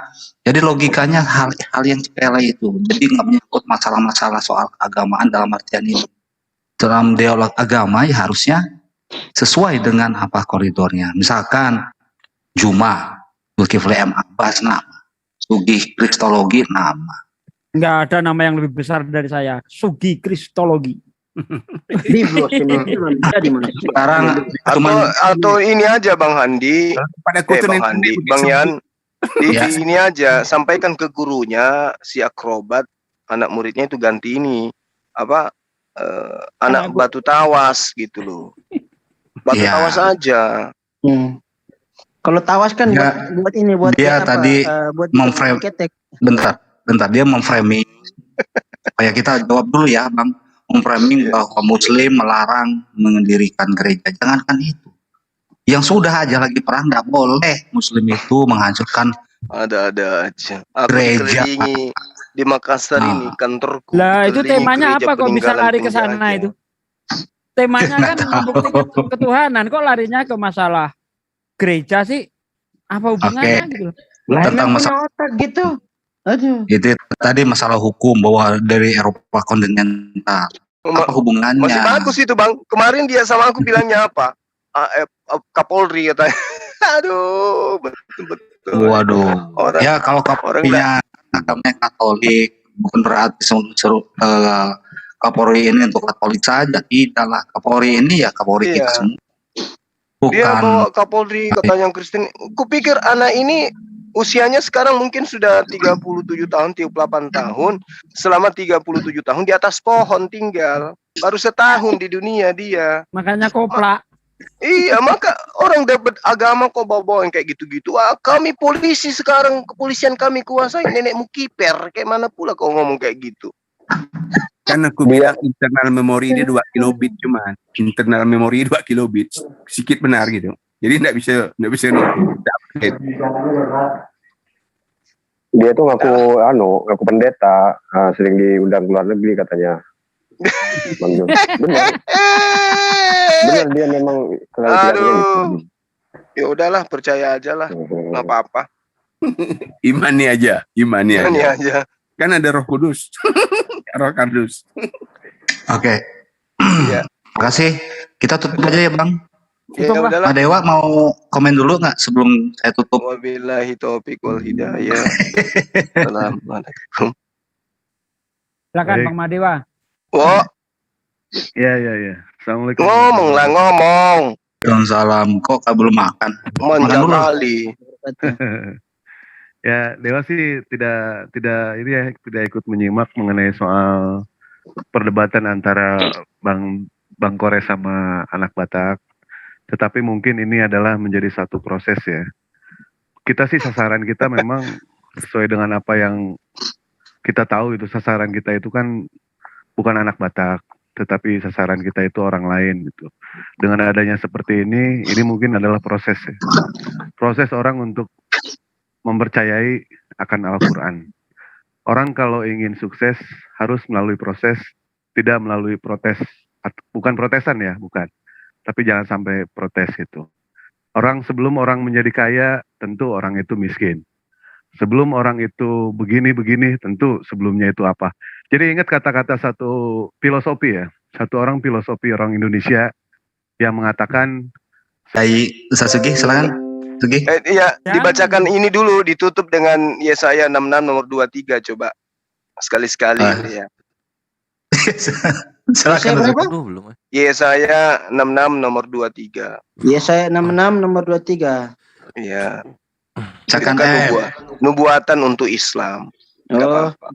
Dikatakan bulan berganti bulan dan sabat berganti sabat, maka seluruh umat manusia akan datang untuk sujud menyembah di hadapanku. Firman Allah. Ya, sujud ya, bukan keluar-keluar dan tepuk tangan cingkrak-cingkrak ya. Iya, makanya Eropa sekarang itu udah melambai memasuki Islam. Oke, silakan ditutup. Pada Sugi, monggo. Oke, terima kasih atas waktunya. Demikian tadi saudaraku sekalian sudah kita saksikan bersama debat antara mujahid kita, Bang Kores Kristus melawan anak Batak. Sudah kita dengarkan sendiri bagaimana argumen-argumen anak Batak yang hanya berdasarkan asumsi saja. Ya, kalau adu data ya saya jamin tengkuraplah anak Batak, nggak ada apa-apanya. Tapi apapun itu, mari kita jadikan hikmah dialog di malam ini. Dan kalau ada ilmu yang bisa kita petik, mari kita petik. Itu saja yang saya sampaikan. Kita tutup dengan kifaratul majlis. Subhanaka Allahumma wa bihamdika asyhadu alla ilaha illa anta astaghfiruka wa atubu ilaik. Wassalamualaikum warahmatullahi wabarakatuh. Waalaikumsalam warahmatullahi wabarakatuh. Waalaikumsalam warahmatullahi wabarakatuh.